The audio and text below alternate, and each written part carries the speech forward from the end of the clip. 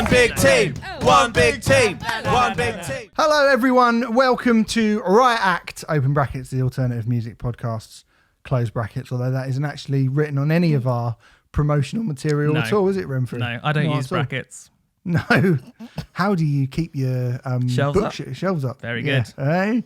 Whoa. They're still on the floor. Oh.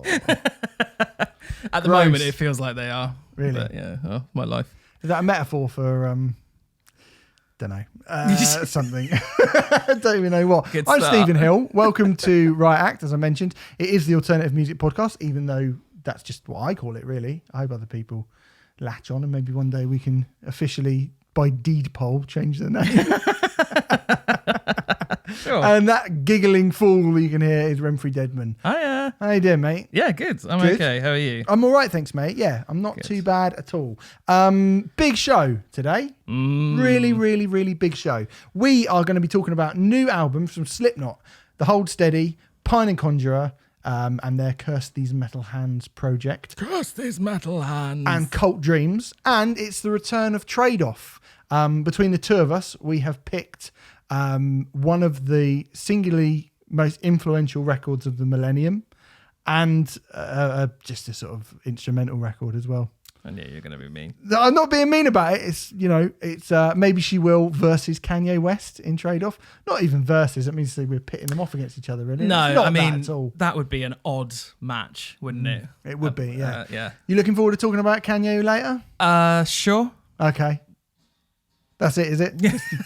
I mean, yeah, it's a very interesting record. For sure.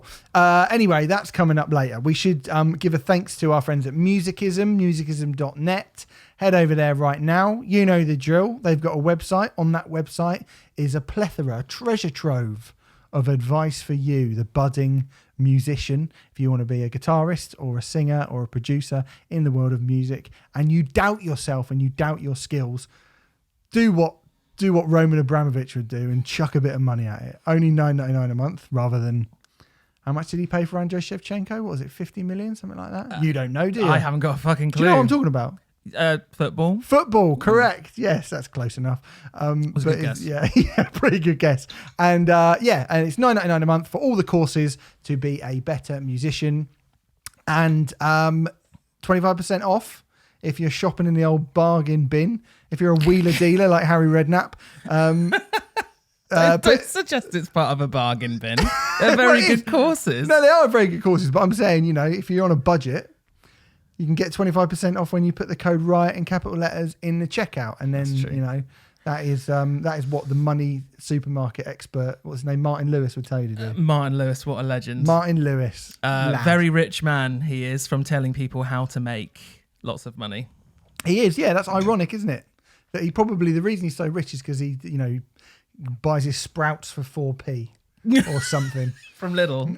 Yeah, from Lidl. Hey, mate, there's nothing wrong with Lidl. There's a Lidl around the corner from me. I've got no beef with Lidl. Yeah, haven't Lidl just announced that they're the most ethical supermarket in the entire world or something? I didn't know that, but for some reason, I've definitely said that wrong. But there's something along the lines of none of their stuff has GM modified stuff or something like that. Well, do you know what? I have to say, I remember a few Christmases ago, and this is quite an early tangent, I have to say, but a few Christmases ago, my mum on Christmas Eve cooked me a Lidl pasta sauce. On Christmas Eve? On Christmas Eve, yeah, just for a little snack. Love you, did she? She fucking was a bit did. Harsh, I'm sorry. Fucking hell. Wow. What a prick. That was a bit much. She fucking did. And I've got to say, that Lidl pasta sauce was a fucking snack. I was a snack. Yeah, not like fine. Christmas. We didn't have Lidl pasta sauce for Christmas dinner. She just said, this sauce is really, really lovely. And I got it from Lidl. Right. And I was like, oh, come on, you're having a laugh, aren't you? And I had it. And it is the best pasta sauce I've ever had. Wow. Straight out of a tin. That's a hell of a better than thing to say. Even take that, Lloyd Grossman. Lloyd Grossman's sauces are very overrated, I think. Really overrated. Unbelievably expensive. So expensive. Yeah, really expensive and rubbish. Who would have a sauce like this?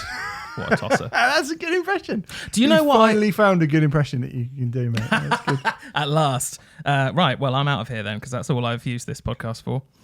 I hate to disturb this right now, and frankly, I'm happy to keep this in, but I've just realised, because we're actually filming, I should say that we'll be able to see this on the old YouTube, we've forgotten to turn the light on.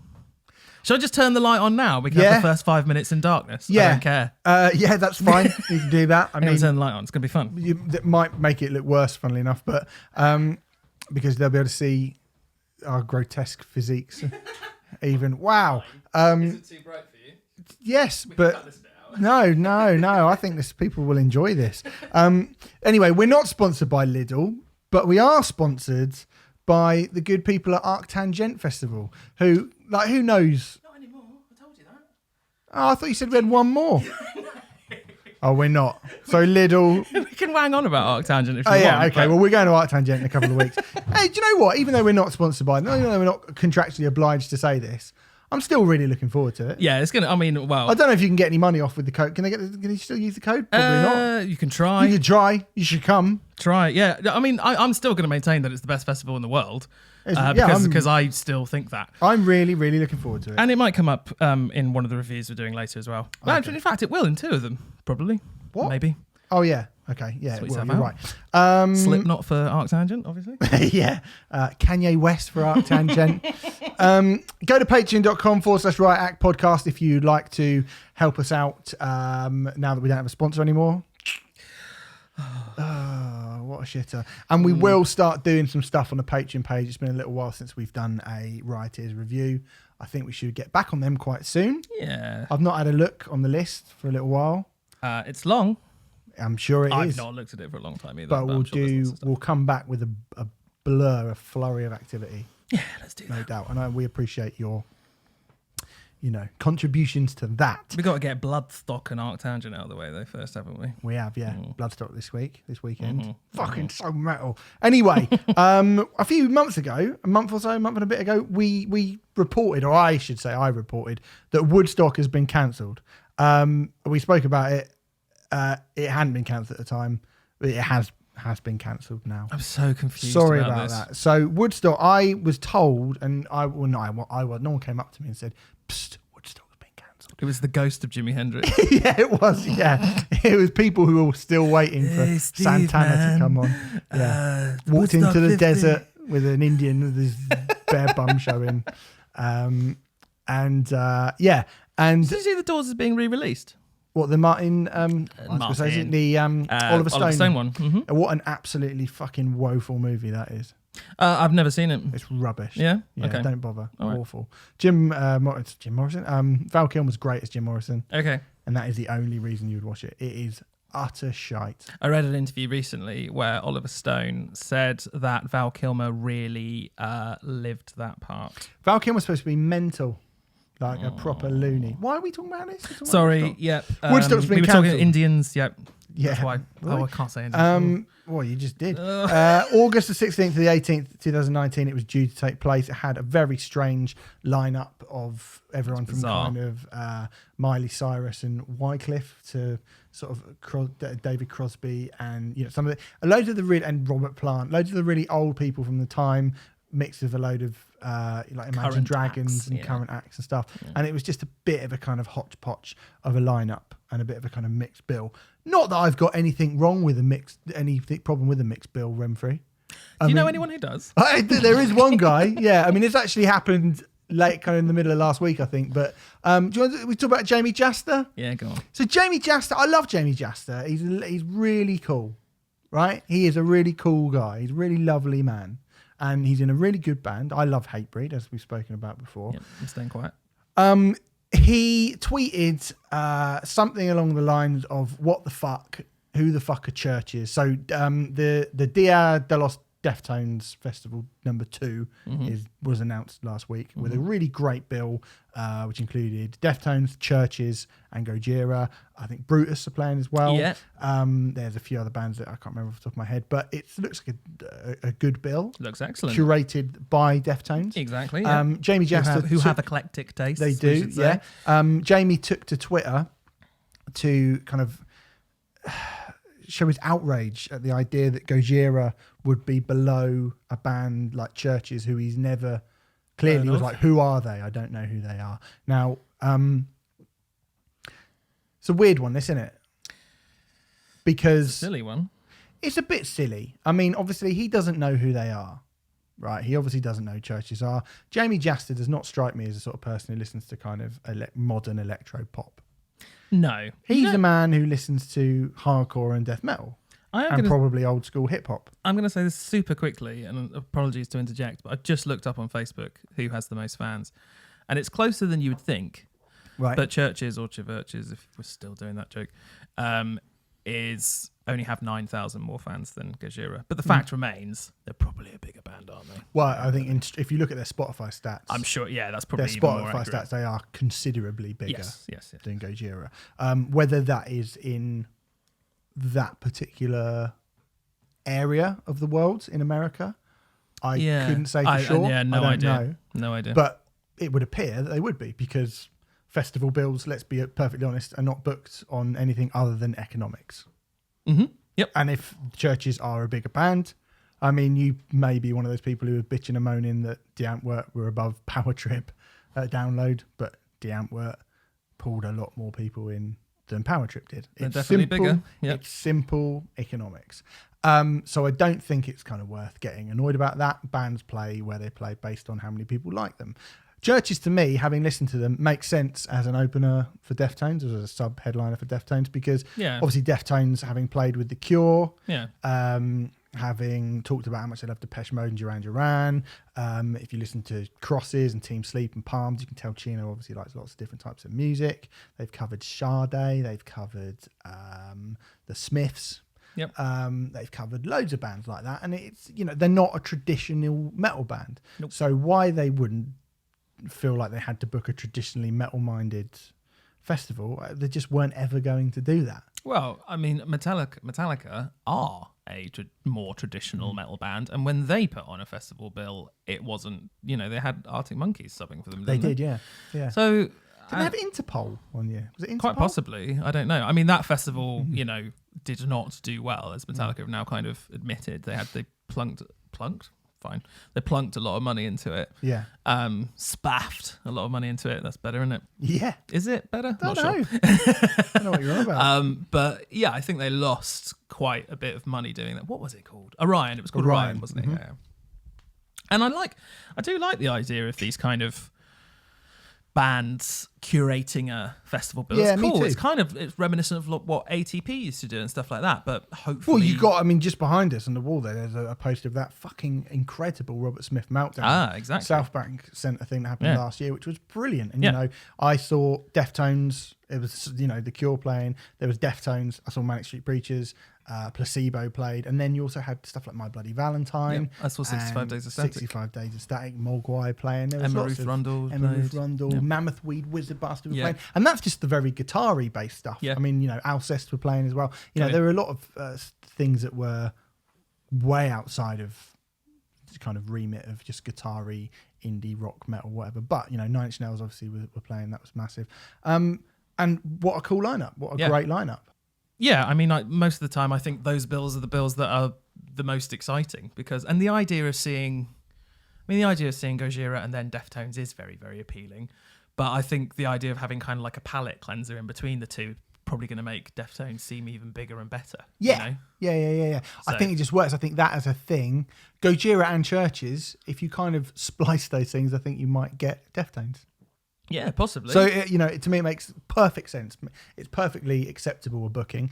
I do disagree with Jamey regarding, the fact that, I mean, it's weird that he picked up on, bands should play their dues. And if you've been going longer, because obviously, Gojira have been going longer than Churches, although they've got a former member of Aerogram in Churches. So it's not like they've not paid their dues in any way at all. A lot of people may not know Aerogram, but they were a Scottish sort of trio.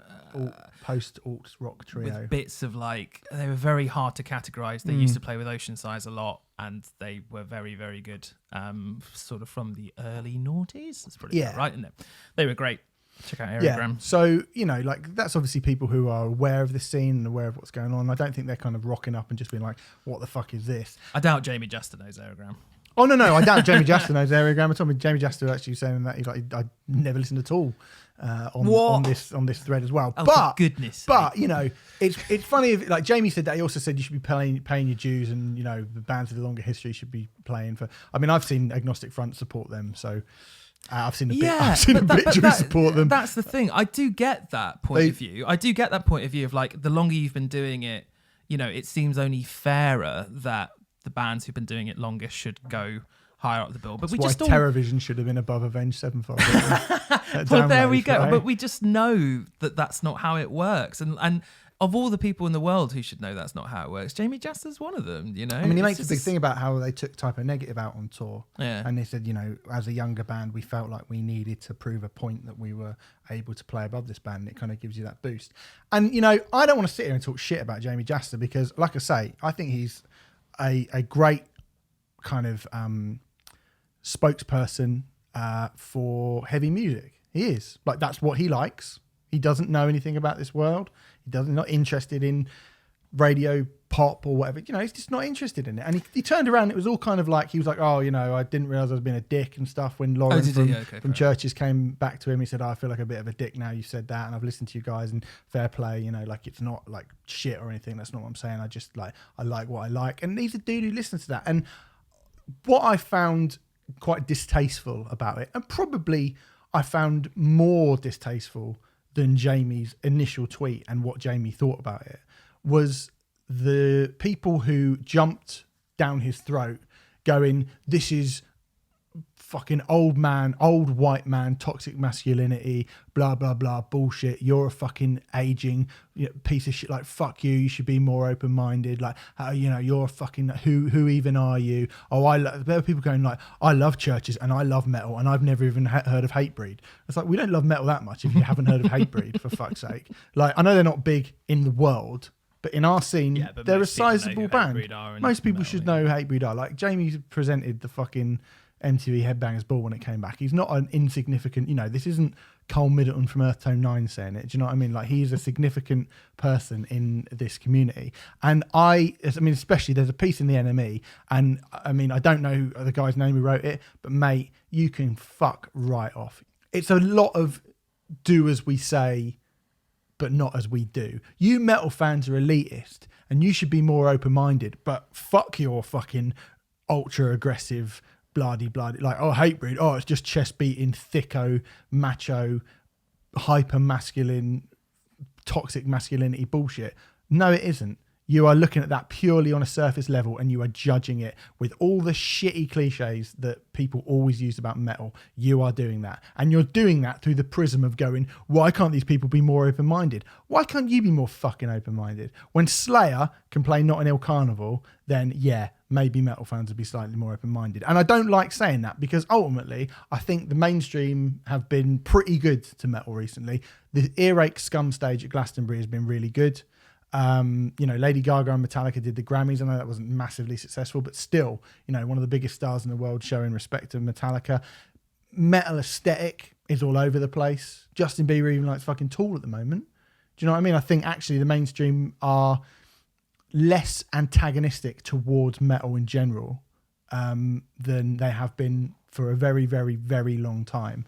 That's why there's a bit of a tide turning. Yeah. But I don't like to see those fucking people who sneer at someone like Jamie Jasta.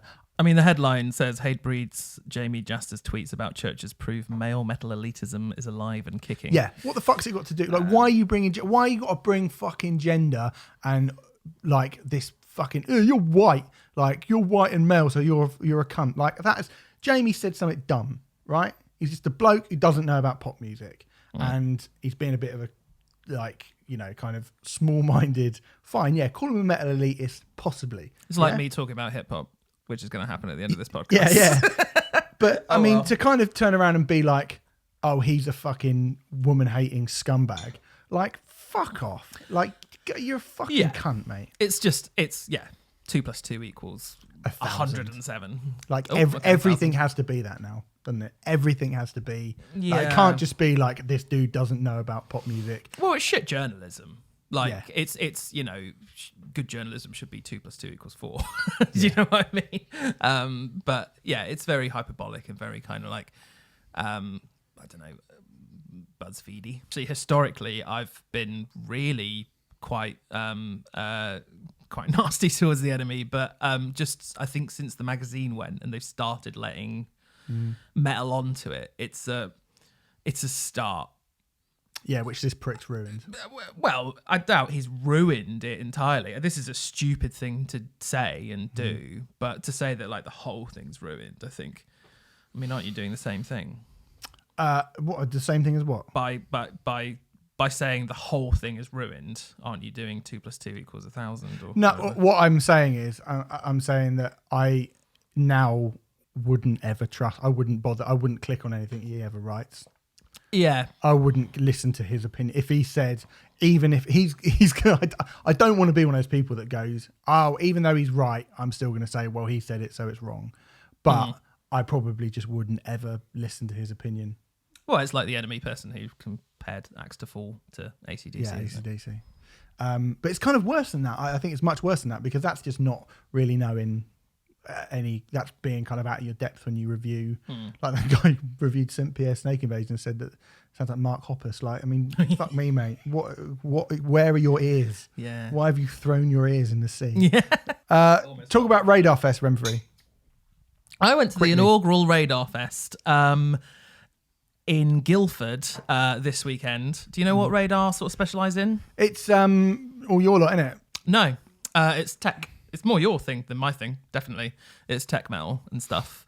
And That's your thing, innit? not really. Yeah. There was a There's lot. loads of stuff you like, though. Animals and Leaders, There were Rolo Tomasi, Yeah, all right. There were definitely bands there that Heart of a Coward. They played, didn't they? Yeah. Well, I'll talk about them in a minute. There are definitely things that I like there, but I would definitely say it's more you than me. Okay. But I'm always interested in inaugural events, inaugural years of festivals, and seeing how they go and seeing all the things that they cock up quite a lot of the time. So it's sort of held in an interesting venue, which is a former casino / strip club. Oh. And Heathens. yeah, and it was very God, I don't know how to describe it. I mean, it was everything was blacked out, and it was quite a hot, muggy day, especially on the Friday. And as a consequence of this, it was extraordinarily hot and incredibly uncomfortable. Bit like having this light on us at the moment. A little bit, yeah. And I think I only mention it because, to be honest with you, there were a few bands who I was like, oh, I'd really like to check out so-and-so and I'll see what they're like. And the conditions were so unbearable, particularly in the room downstairs, that if they didn't hold my interest after 3 minutes, I'd kind of leave, which isn't very good, like reviewing, critiquing, but it really was that unbearable. Wow. And I think it's worth... I mean, at the end of the day, if people are paying for this event, you want them to be comfortable, at the very least. All I'm saying is aircon, guys. We are so behind as a country on fucking aircon. Yeah. I've got aircon in my house. Have you? Yeah. Because I'm the fucking win, mate. The what? The win. I'm bringing the Charlie Sheen thing back. Oh. But with my own slant on it. Yeah. I think it makes less sense somehow. So I would say that as a sort of caveat to all of this, but I can see why they used it as a room. I mean, it's kind of that, if you imagine an ex-strip club, whatever you have in your head is what it was. But it was like a nice space. It's not very far from the station and all that kind of thing. And it was well put together. And the first band I saw was Loathe. We talked about Loathe quite a lot. Yeah, great. They were fantastic, as usual. I'm starting to feel like the more I see their show, the less impressed I'm getting. I'm kind of seeing more of the taped bits and bloody Need blah a new blah. record, don't you know? I think they need a new record now. And, that's partly because I've seen them fucking 3 or 4 times in the last, 6 months. And I suppose that's going to happen if you're seeing the same show over and over again. But But having said all that, everything I've said before, like I think that band could potentially be fucking huge, and they were great. There was a secret act on, who turned out to be Black Futures. Oh yeah, it was really interesting because Black Futures are not a tech band at all, and it was really obvious that they parted the curtains, they closed the curtains, sorry, and then they set up, and because it's all secret, who is it going to be, blah blah blah, and everyone's like, I don't know, Tesseracts. No. Has there ever been a secret band that hasn't been slightly disappointing for what you're expecting? There's one at Arctangent which is going to blow my fucking face off, but I can't talk about it. Is it Huey Lewis in the News? Yes, right. Shame that we've revealed that. But I think I can say that. I think I can say that. That Huey Lewis and the News are playing Arctangent. Yeah, sure. Good. But Black Futures, I mean, I think they're a brilliant secret act because the curtains part, and you have like with the white suited people, blah, blah, blah. And people are like, what the fuck is this? Stand-up drummer. But I think because maybe it was the wrong festival, because I think people wanted tech, and Black Futures aren't. I mean, they have lots of technical elements to their music, but they're not. Sit in your bedroom and practice for 20 years technical, which most of the rest of the bill was. So there was an awful lot of what the fuck is this, and quite a few people left. But the people who did stay fucking loved it, and I have to say it was my favourite set of the day. I thought they were brilliant as usual. I fucking love Black Futures. They're brilliant. Their album's coming out at the end of the month. And I'm looking forward to talking about that. Yeah, I still haven't been sent that. No, neither have I. Christine. Yeah, Chris. Sort yourself out. Shout out Christine for not doing his job properly. Good. Do you know Suma? I know the name. Is it S-O-M-A? No, S-U-M-E-R. Although the U has umlauts over it. No, I don't. So, Suma. I don't think it's unfair to say Suma are kind of the British Tool. And it's really tough comparing bands with Tool, because when you compare bands to Tool, you usually mean they kind of sound a little bit like Tool, except they're obviously nowhere near as good. Yeah. Suma on their first record, and I'm not going to sit here and go, oh, they're as good as Tool. But are they as good as Tool on Opiate, though? I reckon they're better than Tool on Opiate. Poor. You all right? No, yeah, I'm fine. I reckon they're better than Tool and Opiate, and I think, yeah. I mean, we're probably talking Undertow levels, but to be honest, they've released one record. I mean, they are a really, really good band, and I don't think many people know about them. No. They released a record called "The Animals Are You," something to do with animals. It's got a walrus on it. I like walruses. Have you been to the Horniman? Come on. The Horniman? The Horniman Museum. No. It's got the overstuffed walrus in it. What's this got to do with a very small festival? Just talk about walruses, mate. I don't care about walruses. Some are really good. I might walruses. I've got no problem with walruses. I might give you Suma for a trade-off because they're really fucking cool. Heart of Cowards, they're just boring, aren't they? Tosca were fantastic as usual. They were playing the downstairs room, and again, it was absolutely, I mean, the sort of environment where you stand there for 30 seconds and then just sweat pours off your body, kind of thing. So I actually only saw half their set, which was nothing to do with them. I thought they were absolutely brilliant, but yeah, again, just the sort of aircon too thing. hot to handle. Too hot to handle. Lovely stuff. And then I buggered off because I don't really care about Monuments. But I like Monuments. I like Monuments. I would have watched Monuments. You should have come then. Yeah, I know. There you go. I only got one spare weekend now, and it was this weekend. Yeah, fair enough. The next day, though, saw Car Bomb. Fucking Car Bomb. Yes, please. They were fucking amazing. They're playing Arctangent as well, and I'm looking forward to that. Their new stuff. Have you heard their new singles? No, I haven't. Oh, they feel like a real step up. There's one song which where the guitar makes it sound like it's a laser gun. And it's going pew, pew, pew, pew, pew, pew, pew. It's really good. Not doing a very good impression of it, but it's very, very good. Car Bomb's new material sounds absolutely amazing, and the fact that it was the highlight of the set when people don't really know it, I think speaks volumes. Yeah. They were absolutely amazing. Looking forward to that. Tangent. Rolo Tomasi won't go on about too much because I've talked about it so much. And 2000, they played the same set as 2000 Trees. They were just brilliant as usual. Yeah. I fucking love that band. Let's move on. They're fucking amazing. Well, I've talked about them a lot. You talked about them a lot. Agent Fresco played. So last time they played was Portals, and I feel like they had a much better show at Radar Festival. Yeah. And I mean, again, this was probably my highlight of the second day, Agent Fresco. I just love that band so much. I want them to be massive. Good, I know you love them as well. I do. I think they're great. Yeah. They are recording a third album at the moment, and I imagine I'm already kind of like, it's probably going to be one of the best releases of next year. I went over to Iceland and heard some demos of it. I know. I remember you saying last year. You did. Yeah, you said it on here. I probably did. Yeah. Ago, so I would imagine it would be on its way. They're very slow. But a bit like an iceberg. But they're from guys. Iceland, so Yeah. it's iceberg. But But it works. it was good. I mean, I loved it. But they're one of the most.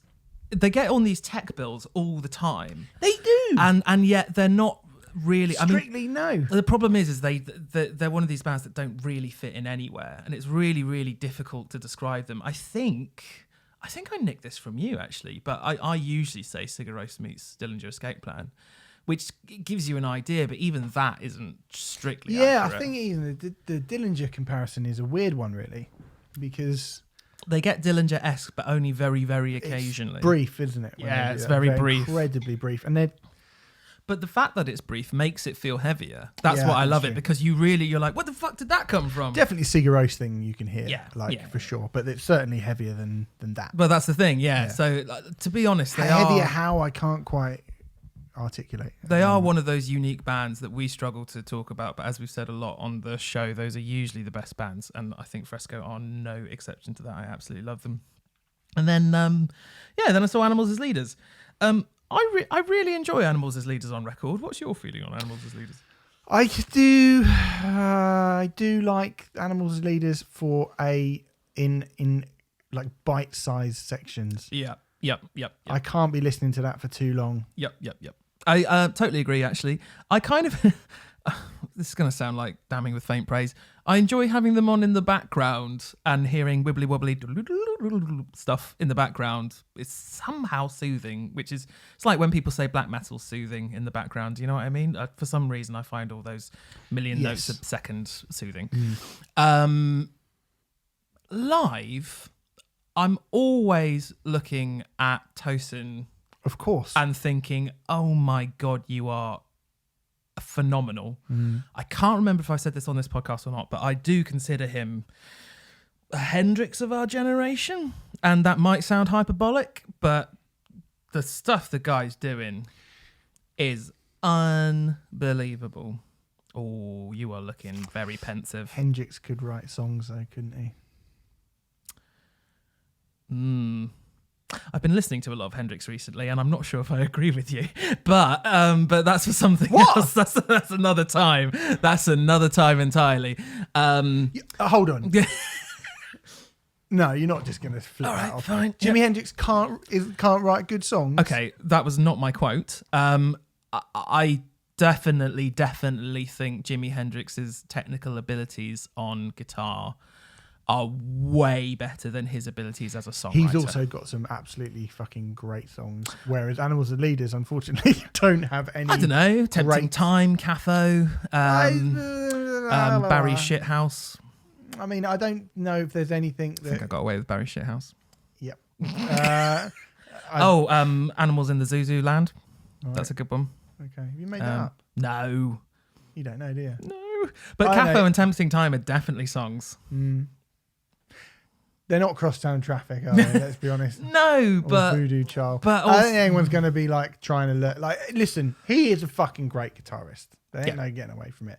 And for, like I say, bite-sized bits, to look at that and go, wow, how impressive. I think they're good. It all goes in one ear and out the other with me. I've got to be honest. I will say live, for some reason, it has never translated for me. And I really want it to. I really want it to. Every time I go to see them, I want it to. Unfortunately, this was not going to be the time that it was going to happen because everything was against me because it was fucking hot, if I didn't mention that, in the old room there.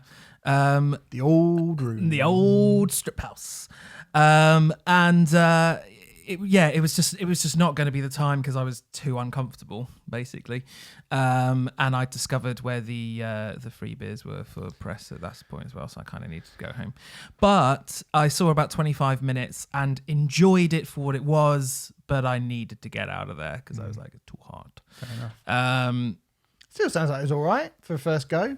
I think it's very promising. They have things that they need to iron out, mainly to do with the venue and stuff.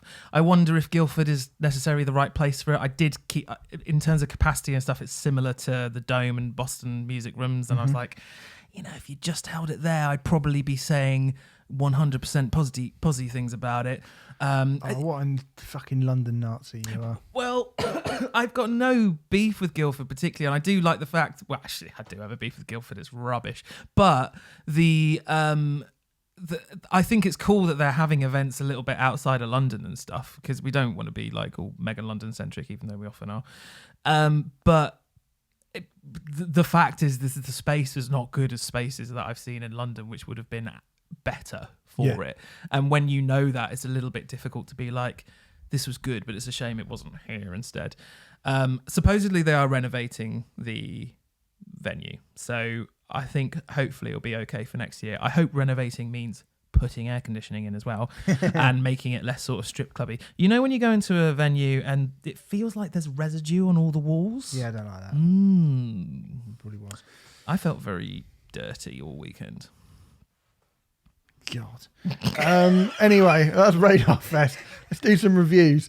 Let's start. Where else could we start but with Slipknot, the 6th album from the Iowan 9-piece Maniacs. Is called We Are Not Your Kind. And like any Slipknot release, this is an absolutely massive moment in the world of metal. Slipknot now are as big a metal band as you could possibly imagine. So much like when Metallica or Iron Maiden or insert massive metal band here, when they release an album and people get all frothy about it. Dying Fetus? Yeah, That's a callback to about 7 years ago. Yeah, it is. I like it. The Slipknot album being released is big shit. It's a big fucking deal. It's a BFD. And it's been, what are we saying? 4 years since the... No, I think it's 5. 5, yeah, 2014. 5. Yeah, 2014, we got 0.5, The Grey Chapter, which... should we do a recap on that quickly? Yeah, You're about to, sorry. I felt that 0.5, The Grey Chapter... In fact, I'm going to say this straight off the bat, actually. I'd never thought I'd like another Slipknot record again. I think All Hope Is Gone is bum. There's a couple of good songs in it, but overall, it is a proper, 4 out of 10 record. It's crap.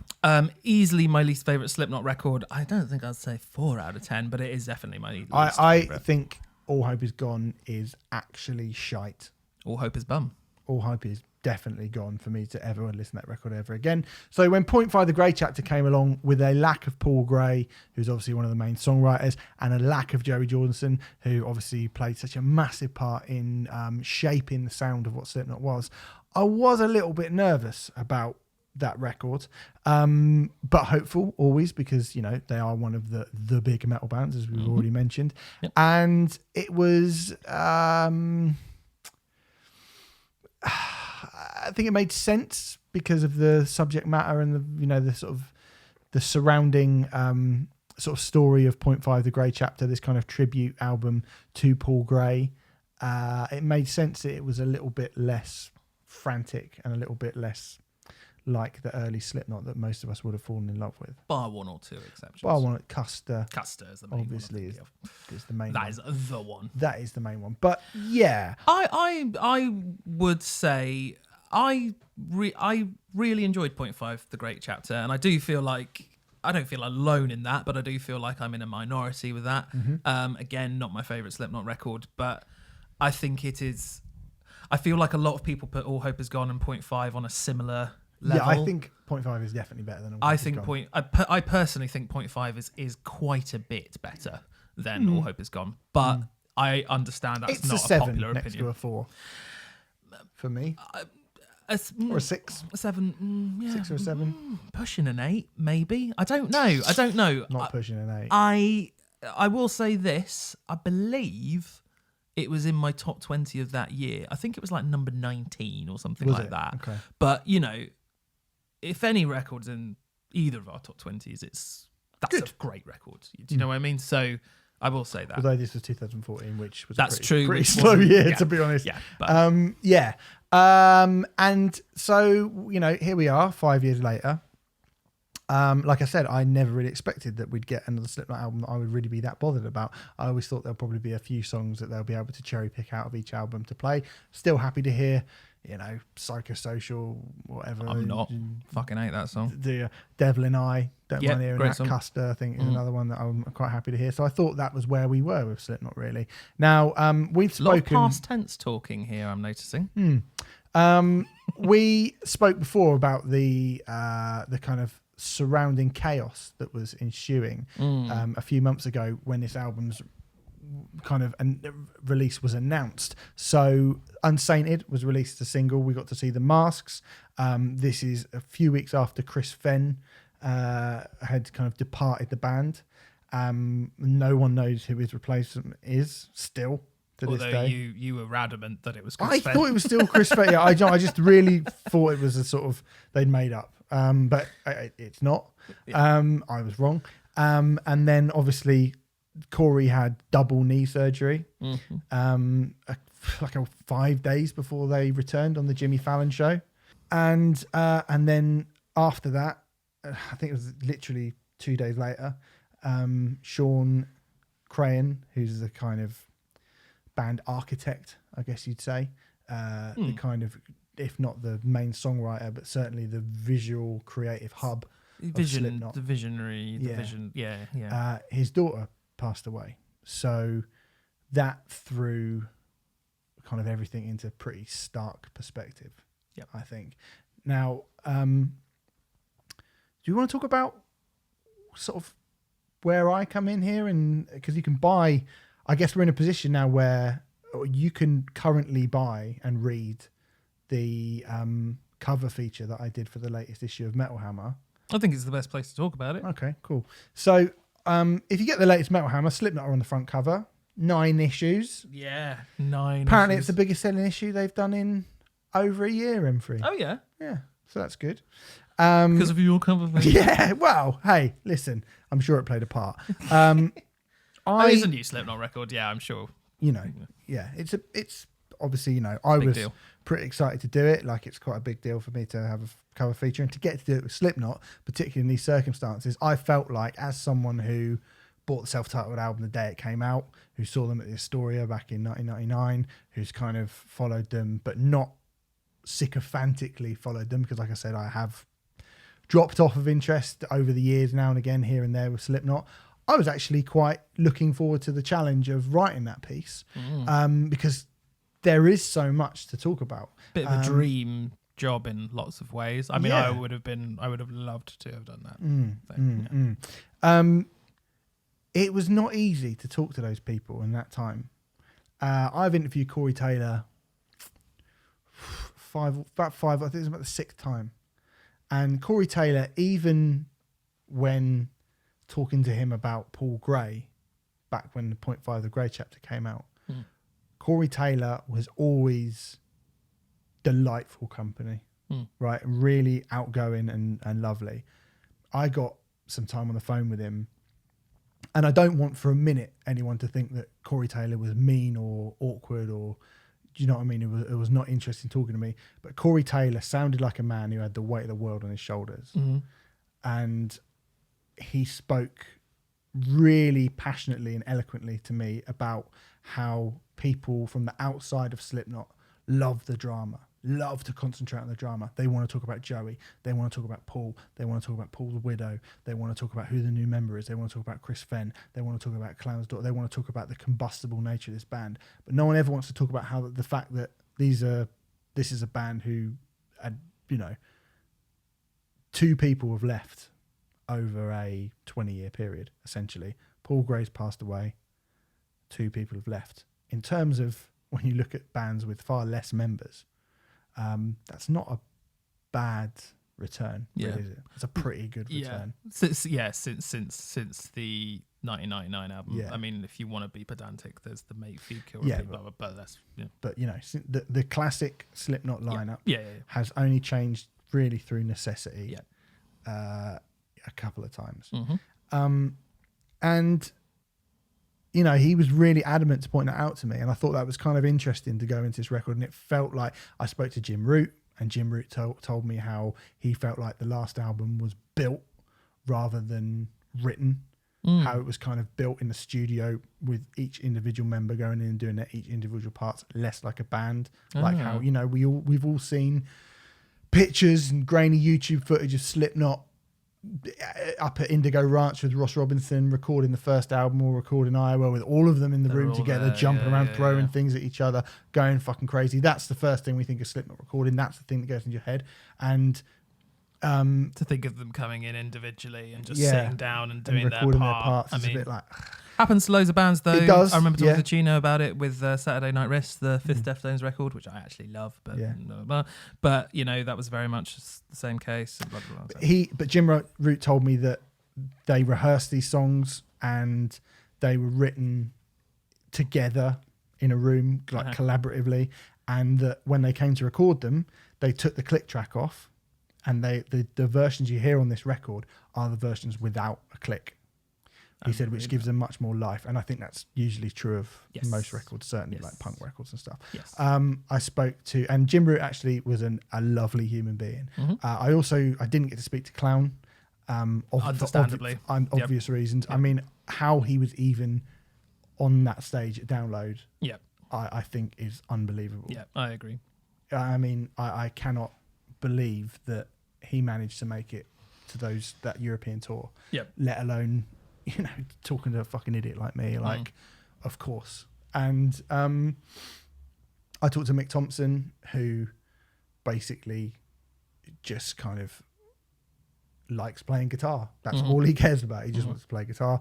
And pretty good at it as well. And he's pretty good at it. And I spoke to Sid Wilson, and Sid Wilson is a very unique individual. From reading the feature, he appeared to be the most combustible. He was the only one. Now, so I asked him, I said, okay, so it's 20 years of Slipknot. Now, my big kind of thing that I said to him that I felt, and I felt as a fan, this is what I wanted to know, because this is why I felt like I wasn't that interested in the last couple of Slipknot records. First two Slipknot records are great. I also really love Volume 3. I love Volume 3. I think it's fucking brilliant. But when I think of Slipknot, I do think of the crazy second stage Ozfest band. That's my first exposure to them. And, why wouldn't you want to kind of hope that you get that for as long as you possibly can? But the truth is, it's very difficult for, as we've mentioned with, be it Slayer or Dillinger or, whatever band it is that was split up through, Let Live split up, like, and I said, Black Flag, Let Live, Refused, Bad Brains. I think at one point Mick Thompson went, hey, Metallica's still out on tour together. Like, why should we ever think about giving up? And it's like, because you're not a band like that. You used to set fire to each other. You used to jump off of speaker stacks. Like, how can you do that 20 years down the line? How can you still be as heavy a band? And how does a band like Slipknot grow up gracefully? Yes, exactly. And I did this 4 individual chats with 4 individual members of Slipknot. And then the next week we did the photo shoot with them. And, that was quite a very 10 minutes before they went on stage, they just kind of rocked up, all of them together kind of. And I wasn't privy to the actual photo shoot. I wasn't there, but it was kind of, I was around when people were going, oh God, like we've had to push it back, and they're cutting it really fine.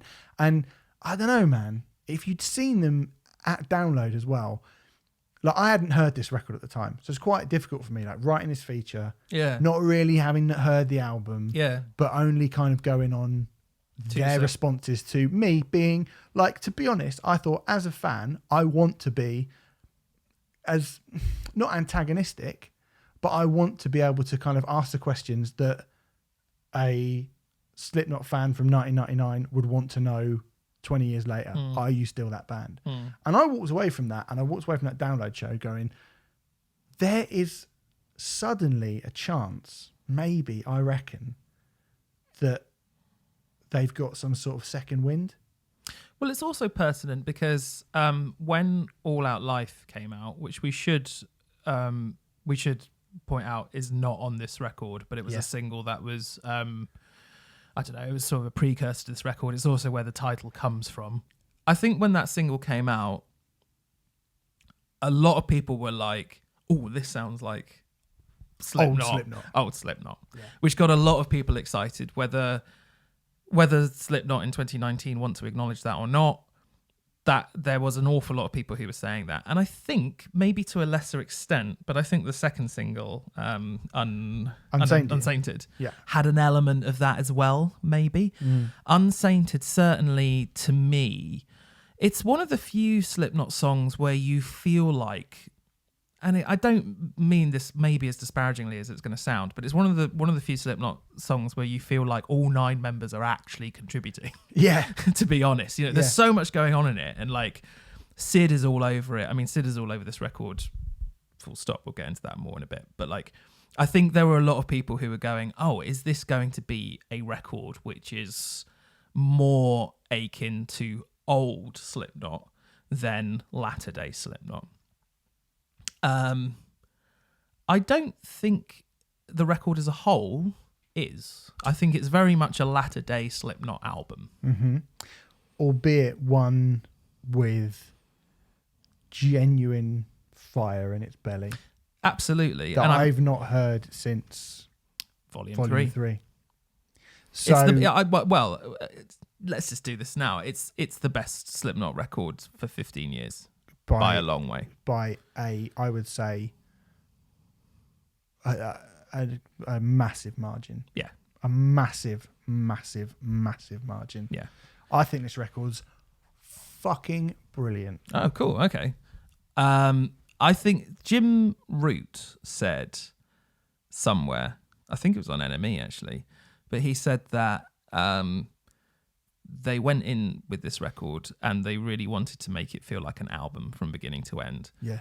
And I think looking back at it, and I'd never really realised this about Slipknot, but I don't know if they'd ever really properly managed that before. Volume 3 is probably the closest they got. I think Iowa's the closest they've got, because Iowa is... Maybe. I think Iowa... Yeah, I think Volume 3... depending on what day you get me, Volume 3 is my favourite Slipknot record. I would agree, actually. And I think it's got the most stuff, and it's probably overall the most interesting journey of the first 3. Well, of the first 5, in fact, of all of them. Of all of them, yes. Yes. But I think there is a theme throughout Iowa that is consistent to all of Iowa. There is a feeling that permeates that record from beginning to end that makes it feel like one whole thing, I think. Maybe. I mean, what I would say is, I've said on this podcast in the past that I tend to not be a massive fan of Slipknot singles. Yeah. So, Psychosocial drives me crazy. Wait and Bleed really stands out on the first Slipknot record. When I listen to Volume 3, I usually skip Duality. Because I've heard it so what about much. Left Behind on Iowa? Left Behind just about works on Iowa, I feel. I think it does, yeah. I think and Heretic Anthem was technically a single. My Plague, just about. So, I can see what you're saying with the Iowa thing. But I do feel like with a lot of Slipknot records in the past, Dead Memories, Snuff, you get the Slipknot album tracks, which tend to be a bit more experimental, a bit weirder, and basically the stuff that I'm a bit more interested in. Yeah. And then you get the singles, which are just slightly more geared towards a melodicism, which will get more people on board. Mm-hmm. Now, I'm not trying... That's probably going to sound... A banger. Yeah. Now, that might sound like I'm being very cynical about it. I'm not trying to be. I just feel like that is how Slipknot have been in the past. What I really love about this record, I quite purposefully didn't listen to the singles before it came out. And then when I listened to the album, I didn't look at the track listing either. and I didn't know what songs the singles were. And it felt like more. You must have known Unsainted was a single. I hadn't heard Unsainted until I listened to it a few days ago. So, so the first couple of times I listened to it, I was trying to guess what the singles were, and I just couldn't figure it out. And I think I'm really pleased about that, because I think this album, it's a bit of a weird one, because I think if you pick out moments from it individually, I'm not sure how well it works. I mean, I'm sure it will do live, to be honest, but even saying I don't think it works is untrue. I just think it works better as a whole, I suppose, is what I'm saying. Yeah, I agree with you. I absolutely agree with you. It's definitely, it feels like a long time. I mean, even that first Slipknot record, and I know that people will probably be like fucking chucking their speaker across the room at me saying this, but even that first Slipknot record, it drops off in the second half. Yeah. It does. It does drop off, and it's great. You know, like it's the first half of it is unbelievable. Yeah, it's absolutely unbelievable. Yeah, and the second half of it is really good. Yes, I would agree. Yeah, you know, and so the first half is a 5, and the second half is a 4. Yeah, I think that's fair. Out of 5. Yeah, I think that's fair, and I think I think Volume 3, most of the new experimental things they do work. But like you say, there are bits on it that are just often don't work as well. Yeah. Whereas this, I will happily, it's felt like a long time since I would listen. I think I listened to a Slipknot album and be able to listen to it all the way through. Yeah. Yes, exactly. And actually, again, I got the record. I counted up how long it was, and I was like 63 minutes. And I thought, oh. Because I think every single Slipknot record, even the classics, have had a little bit of gumph on them, to be honest, if I'm honest. No, I agree. And I thought 63 minutes, I was expecting some gumph. And I feel like, for the most part, I mean, if I'm being really, really picky, there were bits that maybe I would admit, but actually, for the most part, I was really surprised at how well it worked as a 63-minute journey. I think this is very good. Yeah, I think it's very good. This is, if you are a modern metal band, this is how you do it, I think. Yeah. I think it comes out of the traps. The first kind of 5 tracks are just such a fizzy, giddy thrill. Do you know what I mean? Like it's all, and it all feels like, Slipknot have had a tendency to kind of, particularly on point 5, the Grey chapter, but even the Blister Exists on Volume 3 as well, and like start with a sort of slower one, start with a kind of mood piece that sort of eases you in, but there's not really any of that on this. It starts with Insert Coin, which is a sort of, I was going to say Insert Coin. Yeah, but that's an intro. That's not a song. No, sure. And Unsainted is like starts with a little bit of like a build up. There's 30-40 seconds or so of build up. I don't disagree necessarily. As opposed to full blown songs that are just. I mean, the Blister Exists. That is a song. Yeah. And it takes 4 minutes before it kind of kicks in, whereas they don't do that. Do you mean Prelude 3.0 into? Into Blister Exists. That takes a long time before it kind of actually kicks in. Yeah.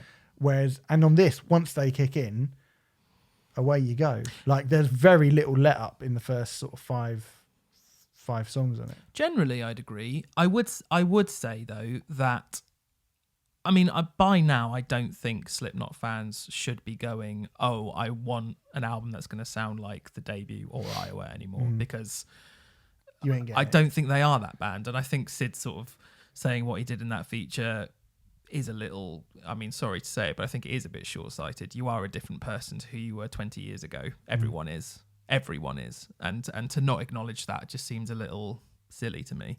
But the beauty of this is the last 2 records I didn't feel like Slipknot were growing old gracefully. And this I feel like they are, by going into moodier, more atmospheric territory.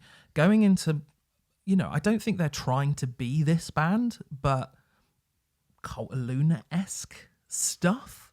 Yeah, in terms of like using Sid and Craig, the samples guy, like a bit more. So much more Sid and Craig on this record. So much more. And I feel like they've been shunted aside a fair bit. I mean, point 5 in the past, as like to go back to what I was told when writing this feature is that by Corey and by Jim Root is that they all got in a room and they created this together. And Corey, one of the things he said to me was like, sometimes it was quite liberating for me to give up control a bit and go, maybe the band has a better idea than what's right for this than I do. And there was all these things before. Oh, it's Stone Sour now. It's Corey's fucking ego project. It's not a proper band anymore. People were saying that after the last record. That was one of the things that people were saying. It's become like Stone Sour, and I think it's a bit much. But like, you can kind of vaguely understand why people would say that. Vaguely, yeah. I don't think you can say that at all now. No, I think people will still because but they've got absolutely no. No, I don't think they've really got a leg to stand on. I think people still will because Corey sings a fair amount on this record, but when Corey's singing, he's really, his vocal hooks on this record are really fucking good. Yeah, they're really good. The melodies are really strong and possibly even the strongest. Like he had it felt like the clean melodies on the self-titled record were very fleeting, but when they were there, they're amazing. Like things on Purity or whatever, And I suppose they're more frequent on this record, but they feel like a similar level of quality. I feel like, and I can't always say that that's been the case with Taylor's melodies throughout their career. No, especially on the last couple of records, I've not felt like those slower, more kind of made for radio songs have stuck with me at all. Whereas, I mean, I will say I love the way this starts. It's, the first up to Critical Darling particularly, which I think is great, was track 6. That's got a really nice melodic hook to it. But it's also it begins with Corey really spitting it out, almost in a spit it out fashion. Sorry, I didn't mean to do that. It's got a rapped kind of, yeah. But it's a great vocal performance. It's a great vocal, yeah. And also, this has come for him. This is written. He said this is the most personal album that he's ever written before, and I think you can kind of tell that there is like a bit of genuine. So what I felt the last couple, and I maybe feel like a bit of a cunt for saying this, because obviously, like, I'm sure the last record had a lot of very personal stuff about Paul, and it was very, very heartfelt. But I didn't quite feel like the last couple of records necessarily felt to me like they were about anything. Do you know what I mean? I didn't really think it was Slipknot just going, like, people equal shit. It's great to chant in the field, and. It's a cool hook, but it is what it is. It's just like people equal shit, and if you're fucking brutal and disgusting, like when Slipknot were that works really well. Yeah. But when you start to refine your sound a bit and you're not that anymore, your kind of lyrical content maybe starts to sound a bit dull. And I think Corey sounds like, you can kind of tell that this record means something to him. You can tell that the songs that he's singing are actually about failed relationships, the failed relationship that he had, and the kind of the depression that set in after that. And my favorite song on it personally is Spiders. Oh yeah, okay, fantastic. Which song. I think is brilliant, and is really, although Slipknot have done things like that to an extent a little bit before, they haven't really done. It kind of reminds me like of Fragile era Nine Inch Nails. It's got this kind of industrialized mechanical beat behind it, and it's kind of with a very twinkly, spooky piano refrain over the top. Yeah, and then this kind of chugged guitar part comes in, and it all feels quite creepy and threatening, but restrained. Yeah, and which is something I feel like they wouldn't have been capable of. Yeah.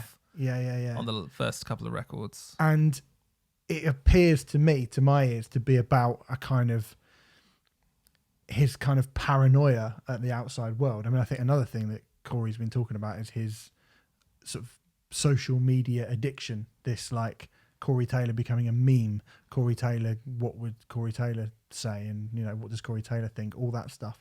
And I think that's something which actually has probably affected him quite a lot. If you've just got people all the time going like, all you do is talk and give your people fucking beg for his opinion all the time, and he gives it, and then at this point he's just become like, it's a stick to beat him with. Oh, all you do is fucking talk, you're an egomaniacal, blah blah blah, big mouth motherfucker. And I think him having to see that and read all that, because he, again, to go back to my feature, he said to me, I see all of that. I see all of that shit people write about me. He's like, I've seen it all, and it's fucking shit. Like, it makes you feel shit sometimes. And I feel like that song kind of addresses that a bit, that like, that kind of paranoia and that creeping thing that you feel like you have to suppress, that like addiction to, social media or the outside world. I don't know, but that's kind of what I got from it. Yeah, I think it is definitely a moment on this record, undoubtedly. Again, something I put in my notes, I definitely agree with you. It's a brilliant song. I don't know if it's my favorite, but I definitely agree it's very, very good. Taking it out of context of the record, it feels like it would lose a lot of its power. Yeah, I wonder if that's I've listened to this album beginning to end every time I listen to it. Yeah. And I don't strictly mean that as a criticism, to be honest, because I feel like this so clearly should be listened to as a whole. But I love the fact that it feels like Slipknot have been trying to do that more experimental stuff for a while. I think they started it with Volume 3, and actually I think most of Volume 3 is incredibly successful. Yeah, me too. But here they've just done it with a, I don't know, level of restraint, which just feels ever so slightly more sophisticated than they have done on the last couple of records, I suppose. And Spiders is a really good example of that. Yeah.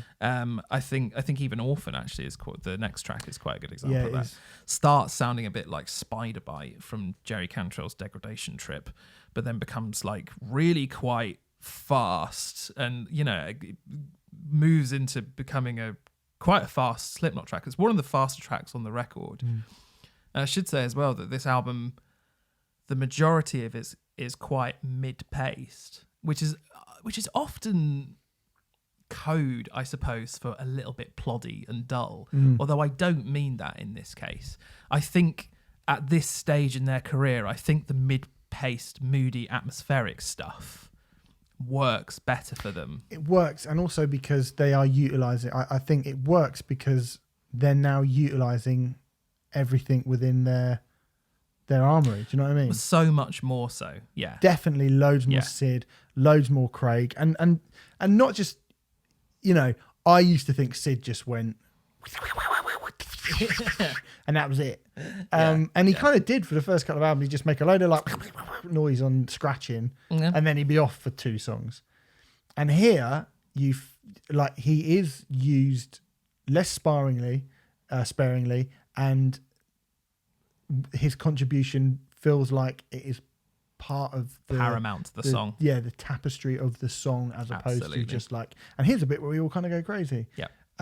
So I think they're kind of they're really gelling. It seems ridiculous when you've been in a band for over 20 years, but this is an album where it feels like it might be the album that they gel on as well as they ever have as a band. In a weird way, or certainly as it sounds like musically, certainly. You've skipped over Liar's Funeral, and I'm sort of curious as to why, because I think it's... Liar's Funeral, I've read a couple of other reviews and stuff, and I've seen Liar's Funeral get quite a lot of derision, and I've seen it get quite a lot of love, and I'm curious as to where you sit on that. I didn't skip over it. Not on purpose. Sorry, as in you've not spoken about it in this review yet. No. I think it's because it's different to... I think because Up to Critical Darling, which actually ends quite like... with a melodic kind of more sort of sorrowful. Is that a word? Yeah. Yeah. Okay. It'll do. Yeah. Most of that up to sort of track 6 is quite like, Slipknot. And then it changes a bit. Well, what do you think of Well, it's the first track that comes in with an acoustic guitar. Yeah. It's definitely incorrect to describe it as a ballad, but when it begins, it sort of reminds me of Circle from Volume 3 a little bit. Yeah. Just because they both got acoustic guitar on them. But I really feel like it builds into this massive, stomping, lurching epic. Yeah, see, I agree. Yeah, I agree. I mean, I have to say, when I first heard the acoustic, after that opening, when I first heard the acoustic guitar, I kind of went, keep it going. Like, let's keep this fucking train cantering. Let's keep it rolling. But by the end of the song, like you say, it really built into something different. Yeah, but it builds so well. That's the thing. I think, I feared we were going to get another snuff. Or, do you know what I mean? Yeah, but it's definitely not that. So Circle, when I compare it to Circle on Volume 3, that is high praise. I think Circle was an incredible song. Yeah, it's good. So I do mean that as a compliment. I think it, and it building in. I mean, it becomes something totally different to that, to be honest. But it reminded me of that to begin with, and then it just has a lot. I mean, I understand what you're saying about it starting, and jumps out of the tracks, and it's really. I mean, there is variation in the first. There's variation, but it's an aggressive record. Yeah, it begins as such, but then towards the end, there's a run of 3 tracks. I think it's Orphans, My Pain, and there's one other one. Not Long for This World. There we go. Those 3 tracks feel so much more kind of moody and atmospheric. And yeah, you already mentioned it, Nine Inch Nails-esque. Something going more into the realms of the sort of soundscapes that Reznor would go into. I don't think it's as good as Reznor at his best, because to be honest, there's very little that is. But I think Slipknot are starting to really embrace that in a really, really positive and really well done way. And it's really refreshing to hear that, because, judging from the last couple of records, I wasn't sure if Slipknot ever were going to, I keep going back to this, but I wasn't sure if Slipknot ever were going to grow old gracefully. But this feels like them doing that and going more into those kind of Cult of Luna passages and those kind of things. I think the difficulty with this now is like, if they're going to continue down this path, are they going to be then compared to those bands? I don't know if they ever will be or not, because maybe Cult of Luna fans won't ever take them seriously. I don't know. But if they, and I think they could be, like, if they're, they open the door to a lot of extreme metal and death metal when Iowa came out. So if they can open the door to make people, their fans, go and listen to, the sort of fans who would never listen to Cult of Luna or Neurosis, if they can get people to listen to that sort of thing, then that's a great thing. And Slipknot have the power to be able to do that. They absolutely do. And it feels like this album could be a stepping stone to a Neurosis or a Cult of Luna or a Bosk or whatever. Yeah. I mean, you think that's a band, when we're mentioning them, and this is a band who, I mean, we don't know what their touring plans are, but presumably when they come back, they'll be doing Wembley. There's a lot on this record that I want to hear live, a lot. And I can't say that about Point 5. I definitely can't say that about All Hope Is Gone. I don't like All Hope Is Gone. No. But this is really fucking good. I definitely think it's the most consistent Slipknot record they've released in a long time. There is a debate to say it may be the most consistent Slipknot record ever. I don't think the highs are the highest Slipknot have ever been, but it's just really nice to have a Slipknot record where you sit down, listen to the whole thing, and go, I'm happy to listen to most of that, because there's usually moments on most Slipknot records where you're just like, okay, I don't really need this, or this doesn't feel like it fits in with the journey that I'm being taken on or whatever. And I feel like maybe this is the first Slipknot record where that's happened and they've achieved that. It's pretty good. Pretty exciting, man. Yeah, to be 20 years in, to be getting that fucking excellent work. So anyway, there you go. We Are Not Your Kind by Slipknot is out right now. I mean, if you're interested in metal at all, presumably you're pretty excited, and I hope if you haven't heard it yet, you get even more excited about it now, because I have to say, I think it's great. I think this is definitely, when we come to doing albums of the year, top 20 albums of the year, I had not considered that this might be in the mix, and it's definitely in the mix. Definitely for me, really is. I feel like I need a bit more time with it, but possibly, yeah. Okay.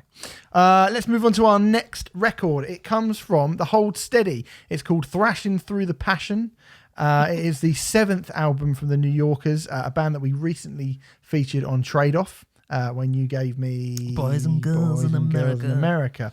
This is their 7th record, and it basically continues, I guess, the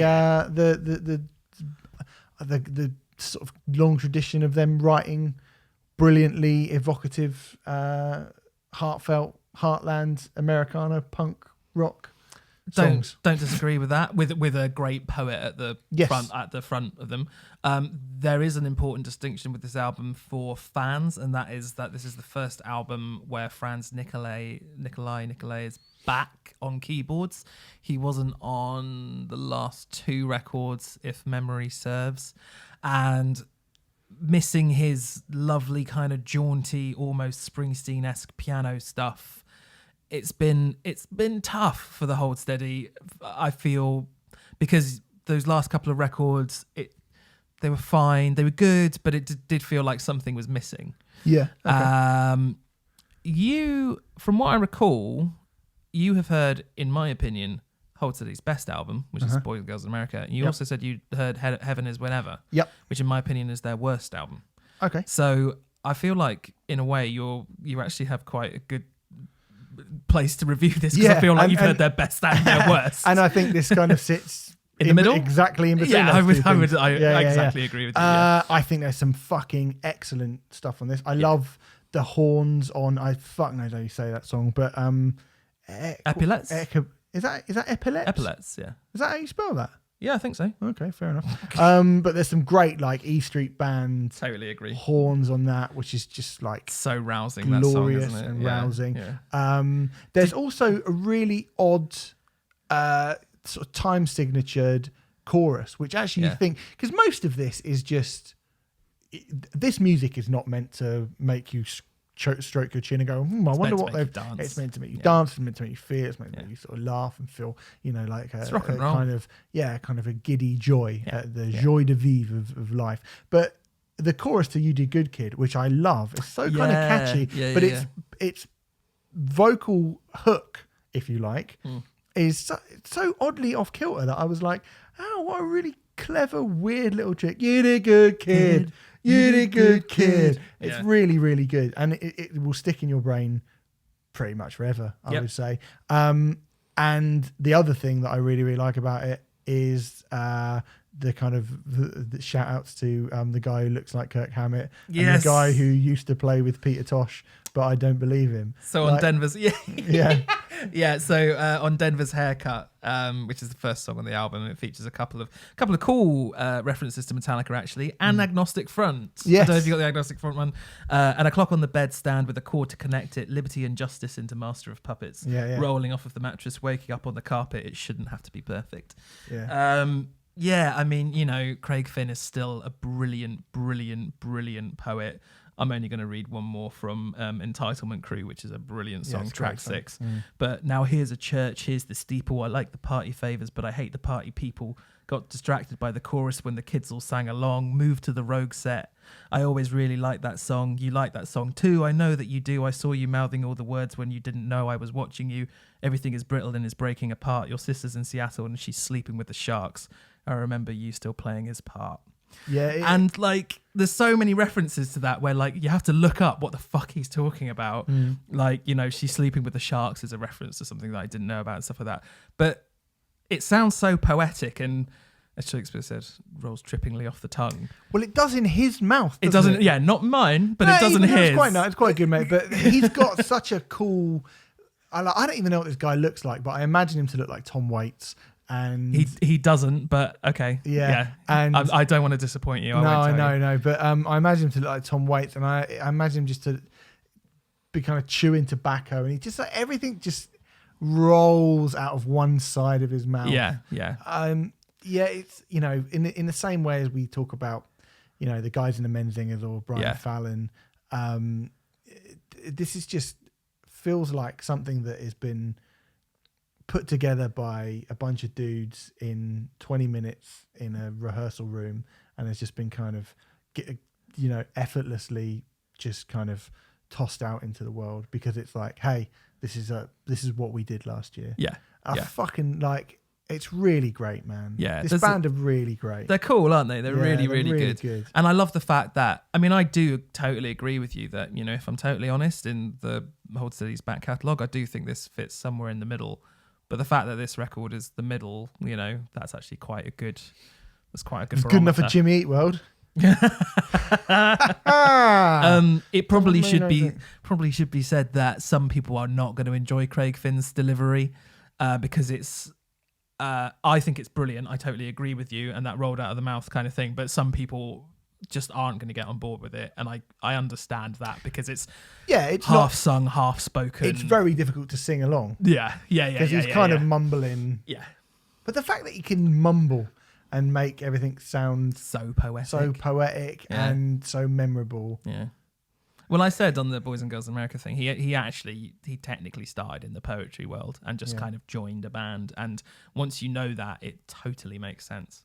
But yeah, my housemate, hello Amy, she cannot stand the Hold Steady, and it's all because of Craig Finn's vocal delivery. And I get it, find that but very strange.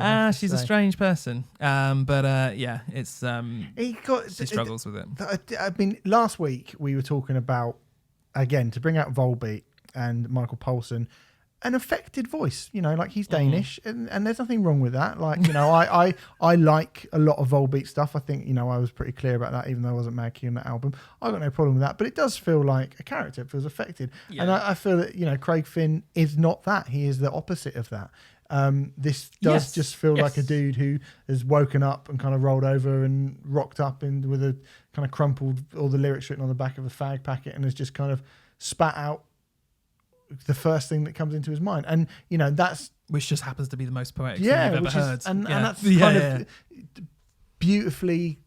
I don't know. It's just sort of beautifully honest. And I agree with everything you've just said. But I also understand that his vocal delivery won't be for everyone. I'm throwing it out there. Some people will not enjoy his vocal delivery, but I think it's brilliant. Yeah, so. very, very good. Very unique. But again, I mean, if you are a fan of this band, well, they're 7 albums in, so you probably know what you're going to get. Yeah. If you haven't heard them before, I think this is a pretty, for me, if you'd have given me this and I'd never heard them before, I would have thought, what a great band. And then if you'd have given me Boys and Girls in America, then I think I would have lost my shit after that completely. So maybe that is the way to do it then. If you've never heard this band before, I would say this is not a bad place to start. On the 3 albums that I've heard, if I heard this, I had this on the other day when Emily was around, my girlfriend was around, and she likes Springsteen and all that stuff. She's American, but hadn't heard this one. Of course, she's American. And I meant, of course, she likes Springsteen. Yeah, fine. And she was like, "They're great," and I was like, "Yeah, of course they are." Very much in that tradition, aren't they? Springsteen and stuff. Yeah. The brass on Blackout Sam. It's very Springsteen-y and stuff like that. I love that song so much. There's a bonkers guitar solo on it as well. Yeah, and wow, what's not to like? Quite. Well, I agree with you. I agree with you. We can always get Amy on and ask her what the hell she's talking about. You got big problems if you don't like this. Why do you hate? This is why we can't have nice things, etc., etc. I don't know what that means. Anyway, the Hold Steady. The record is out right now. This is new, isn't it? It's only just come out, I believe. No, it's out next week, this one. Okay, so this is out. If you're listening to this on Friday, this is out the week after because we're having to push some things because it's going to be busy next week. We'll get back to why. Yeah. And there's shitloads happening next week. Yeah. So we're Thrashing Through the Passion is the name of the record. It is very good. Right, we got a couple more to do, and then we should probably start thinking about moseying out of here, Remfry. Well, we're doing trade-off first, though, shall we? Yeah. Oh, exactly. That's going to be a long one, though, isn't it? Cultdreams. Things That Hurt is the name of the next record that we're going to be talking about. Cultdreams used to be called Kamikaze Girls, who released a really, really brilliant record called Seafoam in 2017. It was actually in my top 20 albums of the year, in a very, very good year, 2017, I hasten to add. It's a brilliant album. It's a very good album. Feels like it's a bit more indie and slightly less furious than the record that we've got now. This one. Sorry. The Seafoamers. Oh, okay. I think. There are bits of it that reminded me of kind of, well, maybe not Furious is not the right word. I feel like the first one's punkier. Yeah, but it was a certain type of punk is what I sort of met. A sort of alt rock. It had a real not that this doesn't. So this one has also got quite a big 90s vibe when you think of the kind of Smashing Pumpkins-y wash on the guitar. They're described as a lo-fi punk shoegaze band, which actually is a very good description. Yeah. I thought that last album was what's a good word? Upbeat, maybe. Okay, yeah. And this one isn't. This one's more downbeat, isn't it? And angry. Yeah. It's angrier. Yeah. I think so. But you like angry stuff. I like angry stuff. You're an angry guy. Yeah. It's quite a spiteful sounding record a lot of the time, this new. Can we talk about it, by the way? So they're called Cultdreams now. Did we establish that? So they were. You established that they used to be called. They used to be called Kamikaze Junior. They're now called Cultdreams. They're not called Things That Hurt, and so I want to make sure we get the titles around the right way. Saying that, I think Kamikaze Girls it's a bit like when Baby Godzilla changed their name to Heck. Well, Baby Godzilla was a better name, unfortunately. I mean, names mean fuck all, so it doesn't really matter. But Kamikaze Girls is probably a better name than Cultdreams. I will say one thing. I do think Cultdreams sounds more like they sound. God, I put that in a bad way. Yeah, maybe. Yeah. I put that in a really bad way. Yeah, but yeah, I think they sound more like a Cultdreams than a Kamikaze Girls. But I understand what you're saying. Yeah. Okay. Yeah. Okay. That's fine. Anyway, we should probably talk about what it does sound like then, shouldn't we? Don't worry. Yeah. So this is the kind of. This feels like an emotional beefing up of Seafoam, I think. Mm-hmm. Is that fair? I think that's fair. I think Lucinda, who's the front person, is very angry about a lot of shit that's going on in the world. I think the second song, Not My Generation, just feels like 3.5 minutes. It's like a 3.5 minute diatribe against everything from sort of sexual misconduct to how shitty our current government is, you know, and like she just spews it all out in 3.5 minutes and says, this is why I'm not a part of this generation. I don't want to be a part of it, and blah, blah, blah, blah. We said this a little bit about Petrol Girls, and I definitely feel it on this record as well, is that there is... I don't remember. I mean, you'll have to excuse me, because actually I meant to listen back to Seafoam in the kind of run-up to this, but I don't remember it being as kind of furious. I literally listened to it on the way here because I thought I better listen to Seafoam again because it's been a little while. Yeah. And yes, it's not. I wouldn't say it. This feels more personal, this record. It really does. And it feels like some of the songs are as a result of the band touring Seafoam. And there's a part, I'm going to paraphrase it, unfortunately, because I haven't got it written down, but it's something along the lines of, people only ever listen to me when I have a microphone. Yes, that's on brilliant. Stage, but off stage they just still don't give a fuck. You know, and it's barely, it's barely sung. It feels like it's just being said.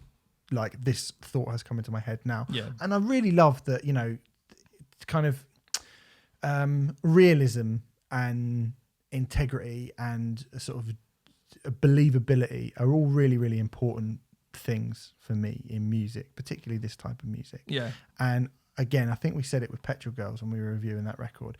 It's really cool to hear, and I think I would have said it about the Bad Breed when we talked about Bad Breeding last week. I'm not sure I actually said it at the time, but to see the dude in Bad Breeding and really feeling like I don't really know what he was saying, particularly live. Like, you know, I couldn't make the words out at the time.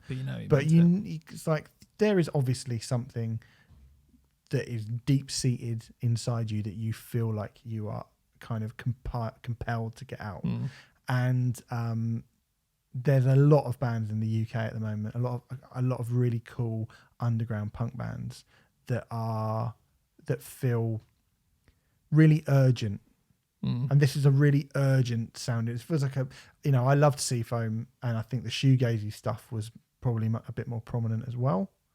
Oh, I don't know if I'd agree with that. I feel like I feel like the shoegaze stuff has been ramped up for this record, which I really like, I have to say. Yeah, I mean, I like it when they do those bits, but I feel like because there's a lot of pace on this record, like there feels like there is a lot of...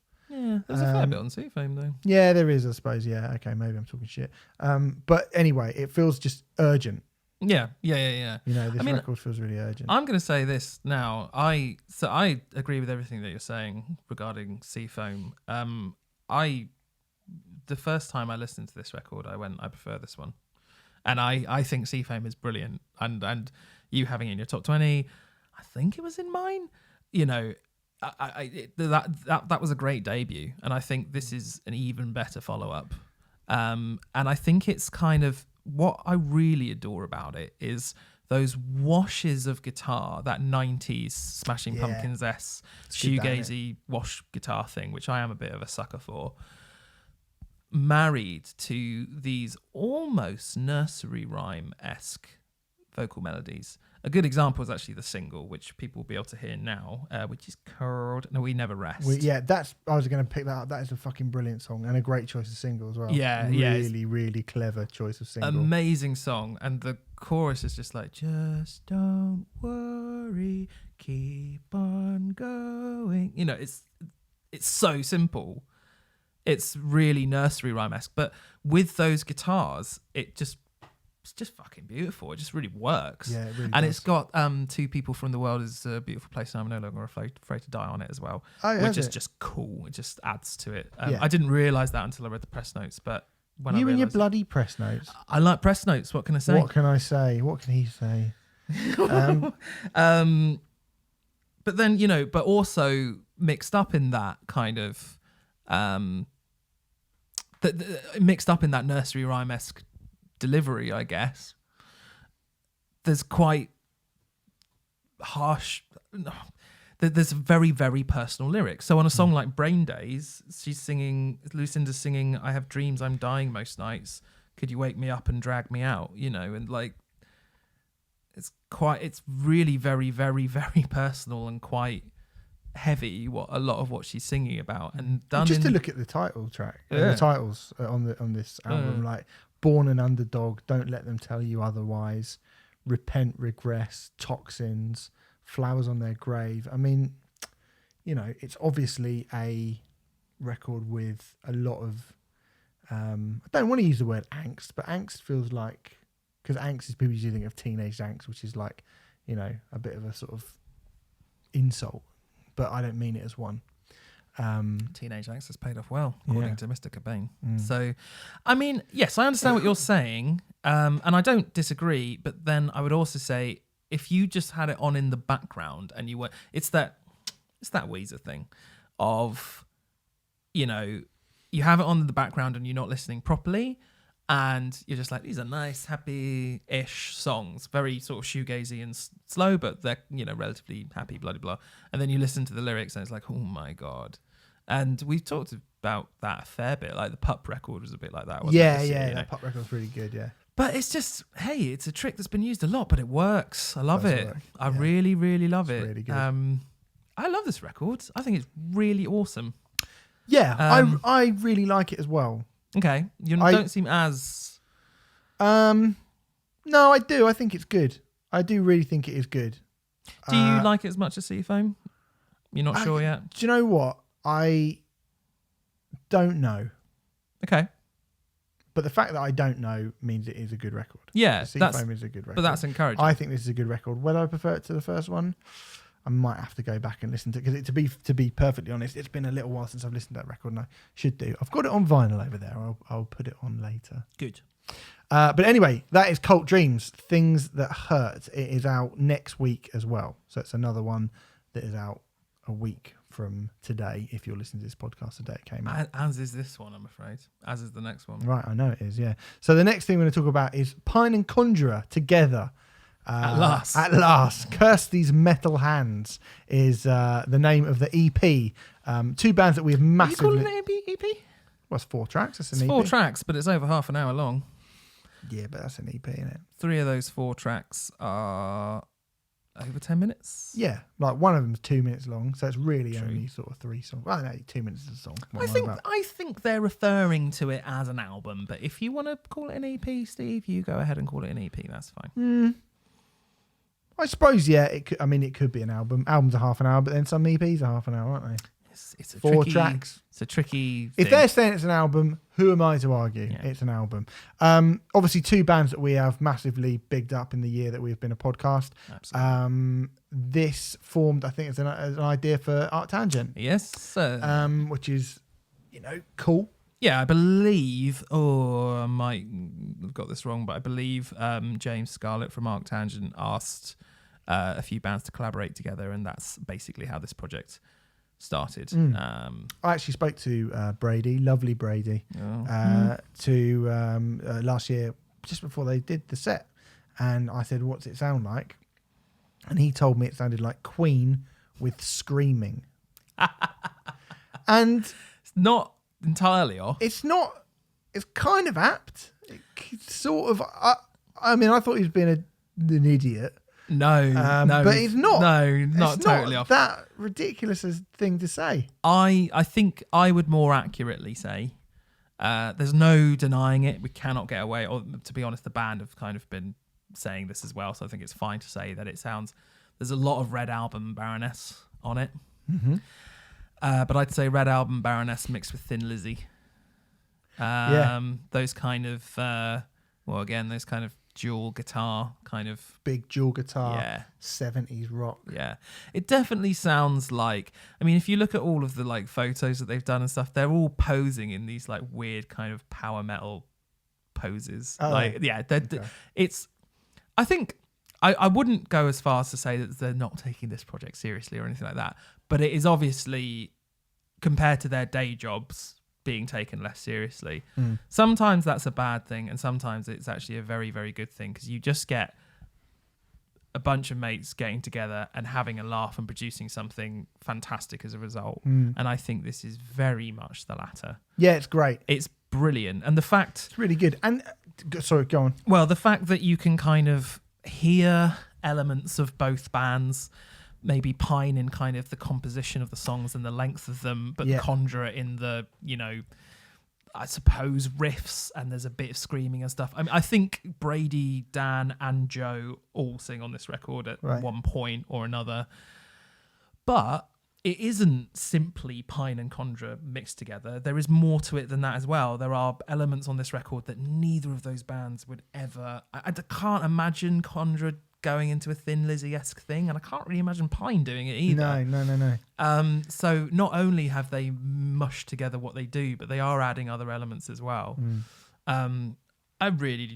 This is just a really fun record. I really love it. Yeah, it's really good. Yeah. And I think you're right. I think this is one of the more successful records of its kind. Definitely. In balancing the personalities of both of the people who are, both of the artists who are getting involved. So I mean, how they've managed to do it with Brady's ego, I don't know. but yeah, I mean, incredible. really heavy and technical parts, and then really involving, lengthy, progressive, and often beautiful parts. And when they coalesce, the last song, the way it all ends, that kind of massive stadium rock, like da da da da da da da ba, at the end, that like triumphant kind of they'll be so proud thing that comes up at the end. I was like, what a fucking superb way to end a record. Yeah. To actually go, ta-da! They actually do that. Fucking unbelievable. The nerve of them, really. Yeah. But I suppose that's what I mean by kind of having a project where you feel the brave. I can't imagine either band would have the bravery to do that with their day jobs, quote unquote. Yeah. But because this is kind of like, and this is sort of like when side projects are at their best. It's like when the pressure is off enough to be able to really flights of fancy. Yeah. And those, it's like when you have those conversations, you sit down and you go, oh, can you imagine how funny it would be if we did that? To actually trying to find a way to do that and not let everyone in on, I don't want to call it a joke. I don't think and it not be shit. Yeah, I think that's it, to kind of go, let's see if we can actually get away with doing that, and to do it is really cool. Yeah, I really, really like this. It's kind of heavy, it's catchy, it's melodic, it's very progressive, and the songs are long. But do you know what? They are long. They don't feel long. No, they don't, do they? Hey, Yeah, it does jinx. go jinx. I just jinxed you. Oh well, where are we then? What are we going to do? I'm just going to sit here in silence, am I? Yeah. Can't imagine that happening.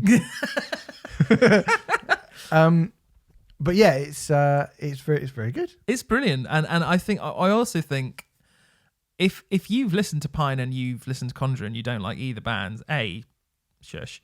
B, B, I don't think you have to like either of the bands to like this. No, you probably necessarily not. Might help, to be fair. It almost certainly will help, but I can imagine fans. There will be fans of Pine and Conjurer who don't like Pine or Conjurer. Yeah. That sounded like a ridiculous sentence, but I said it and it's true. No, you're right. I'm sure they don't have a universal crossover appeal, but maybe they'll find it with this and more. Maybe they'll be as big as like the Eagles off the back of this. Do you know the other funny thing about it though? It's probably, I mean, I'm not in any way calling this commercial, but it's probably the most commercial thing both bands have done, isn't it? Yeah, definitely. So there you go. Queen with Screaming by Pine and Conjurer is out. Sorry, Curse These Metal Hands is out in a week's time from now. It is really very, very good. It's really good. Well done, chaps. Here we go. The return after what feels like fucking forever of Trade-Off. Remfry, once upon a time in the distant past, you gave me Maybeshewill's Not For The Want Of Trying, the debut album from the UK instrumentalist, which was released in 2008. Both of our albums this week were released in 2008. One has had a slightly bigger cultural impact than the other. It's fair to say. Can't deny that. You can't deny that. Yeah. But that doesn't mean this isn't good, because it is good. Okay. It's good. The reason I gave this to you primarily, I maybe should have done it soon after you gave it to me. You gave me public service broadcasting once and expected me to like it, and I came back to you and said it's all right, but public service broadcasting use a lot of samples in their stuff. They do. It's pretty much samples in every single song. They are. That's their thing. I think the thing that I wanted to say was I'm all for samples from time to time in songs, but when it's like every track, I get a little tired of it. Sort of the lemon jellies. I mean, I do actually quite like lemon jelly, but in small doses, Avalanches? Yeah. Again, all in small doses. And I think the reason for that is I feel like Sampled core, not a fan. Really, I wanted to bring it Fair in. use core. In terms of samples, I can't think of a band who have used samples better than Maybeshewill. Well, okay, so we're talking about the network, the kind of oft overused network quote. Now, yes, I knew you were going to bring this up, and that is fair to say now. I think at the time, this was the first time I'd ever heard this network speech being used. Well, it's one of the best times I've heard it Absolutely. used. Yeah, it's really great. The most powerful, and that network speech has been, if you don't know the one, it's I want you to get up. I want you to get up out of the seat. I'm mad as hell, and I'm not going to take it. That guy. Anymore. That was very good. I saw Bryan Cranston do that at the National Theatre. Wow. Yeah. My friend Dan was in it. No way. Yeah, my friend Dan was in the whole thing. He didn't even get... I bought tickets. He didn't even get me passes or anything. Fucking Dan. actors. Yeah. But yeah, Wankers. Dan was in it. My mate Dan was in it. He was good. But Amazing. Bryan Cranston was amazing. I can imagine. Yeah. Fucking amazing. And that's a brilliant film as well, Network. Yeah, if you've really not good. seen it, it's really, really, really good. But that speech has been used to buggery recently. It feels very apt at the moment because it feels like there's a lot of apathy, even though many, many, many Western countries. Because you hang around with me so much. That's why you feel like there's a lot of apathy. Even though there are many Western countries who have absolutely deplorable governmental situations at the moment. And so I think that's the reason why this network speech seems to have come back into All right, Che Guevara. parlance. Yeah, that's You're on what they YouTube call now in Remfry's fucking like the resistance. That's not Che Guevara. No, in his cave, like Osama bin Laden, sending out videos. Me just sitting there going, I don't care. I mean, it would be amusing to put you in a little Cultural appropriation, that is Remfry. No, I was going to say put a bag over your head and right. have a gun to your head. Maybe we should do that for an advert for the YouTube channel. What? Why? Just be a laugh.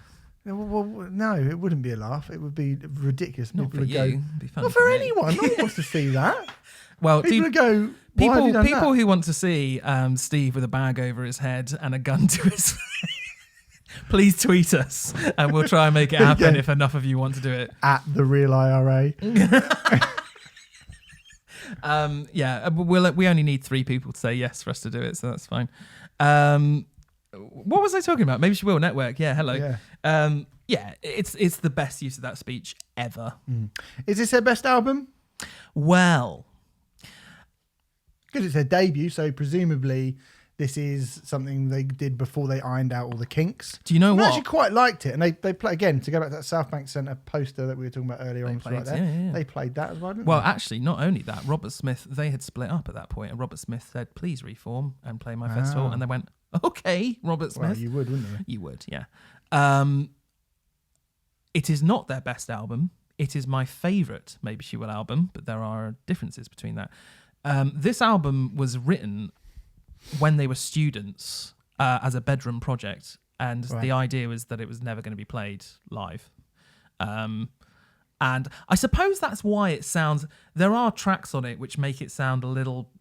it doesn't sort of flow very well as an album. I will actually admit that. It's something that I quite like about it in a weird way, but there's a track, I can't remember what it's called now, but it's like track 6 or something like that, which does have some vocals on it. There is a bit of vocals on really it. It just feels really out of place. I like the song, but it just feels like a really odd addition to an album which is predominantly instrumental. Yeah. But, you know, it was a couple of guys sitting around at university and mucking around, and I kind of like that aspect of it. I think the band have a sort of interesting relationship with it in that it feels like it's kind of material that they did when they were very, very, very young. And there are some things on it that they absolutely do not like at all. But there's a certain charm to that. Well, I think having a song called The Paris Hilton Sex Tape is a bit much, isn't it? But actually, speaking of a bit much, I want to very briefly talk about the artwork because I learned something about this. I did an interview with the band on YouTube about this record a year or 2 ago for its 10th anniversary. And if you type in Maybeshewill, not for want of trying, I'm sure it will come up somewhere. Yeah. And it's like an hour-long interview and found out loads of stuff about it, which was great for me because I really love this record. But the artwork, have you seen the artwork? Yeah, it's like a red-haired lady with no clothes on. But not only that, so it's a very beautiful image, right? It's a very beautiful artsy image. Yeah, it's got flowers and stuff around the side. It's got flowers and stuff around it, yeah. Looks like flowers. If you look really, really super, super close, that is actually pictures of all sorts of horrible, nasty, nasty, nasty things. Is it? Yeah. Some of which I was told, like images of war and so on and so forth, and also diseased vaginas, I was told. And it's that whole idea of kind of looking at something and thinking, that's really beautiful. But in reality, if you go out really, really close to something, it's actually, there's some really horrible things in it. I just really liked that because I'd had that image on a CD case, admittedly, not a vinyl, but for 7 or 8 years or however long. And then I'm told that. I'm like, oh, yeah. And I just like that idea of art that's staring you in the face and you think it's one thing and then years later you find out it's something totally different. Cool. That's cool. I mean, I like this record. I thought it was quite good. It's good. Yeah, it's very good. It's very good. Yeah, I did. I enjoyed it. For the most part, I like the second half a bit more. I totally agree. Totally agree. Better. So anyway, that is Maybeshewill, Not for the Want of Trying, which came out in 2008. My pick also came out in 2008. I gave you 808s and Heartbreak by Kanye West. Released on the 24th of November 2008. It is the 4th Kanye West solo record. We've spoken about hip hop a fair old bit with various different artists since we've been doing this podcast. You said that in a weird way. Did I? You said doing this podcast. This podcast. It's like the way I said woman once. Let's not talk about that. Yeah, but that's deep-seated hatred being suppressed, whereas I just said it weirdly. Yeah, good. but we've spoken about hip hop a fair old bit. This isn't it weird? Can I just say, right? And again, I don't want to go into our own personal situations too much, although I feel like we're kind of going to have to because. We probably are. Like we probably basically are going to have to because the week I picked this was kind of the week before everything that happened with both mine and your mother's passing away. And definitely need to put the plural there because otherwise that's connotes we have the same mother. Yeah, which we don't. So despite the rumours, yeah, we don't. And so I picked this record just because I thought it was really interesting. And I did know about the kind of context for it, but I don't think I really considered it at the time. And you weren't to know, mate. I wasn't to know. And so much like, Mark Hollis dying the week we decided to pick Talk, there seems to be a little bit of weird serendipity. Are you trying to say you're psychic? No, I'm not trying to say that. I'm just saying, isn't it odd the way that things that turn out? So basically, the year before this record came out, Kanye West's mother unfortunately passed away during surgery after complications, and a couple of months later, he and his fiancée broke off their relationship, broke off their marriage, which led him to feeling that he needed to create a new sound, a new something different to what he'd been doing before, because he didn't feel like the way that he felt could be expressed through rap music. That is the context leading up to that record. Remfry, Kanye West, your thoughts?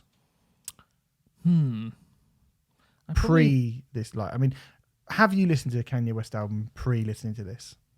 Front to back? No. Okay.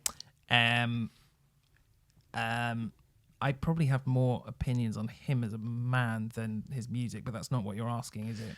Well, let's have the whole hog, I guess. Well, what do you think, like in general, Kanye West as an artist, as a person, as one of the biggest cultural icons of this decade, which he undoubtedly is, and previous to that as well. I'm just interested in your thoughts in Kanye West in general. I think Gold Digger's good. Gold Digger's really good. I am of the understanding that I don't think it applies for this album, but I'm of the understanding that when artists become really big, people criticize them because they like to, and a big critique of Kanye West from hip hop people, as far as I'm aware, is that he steals a lot of stuff from soul music. I read quite a bit of that on the first 3 records. Apparently that's the thing.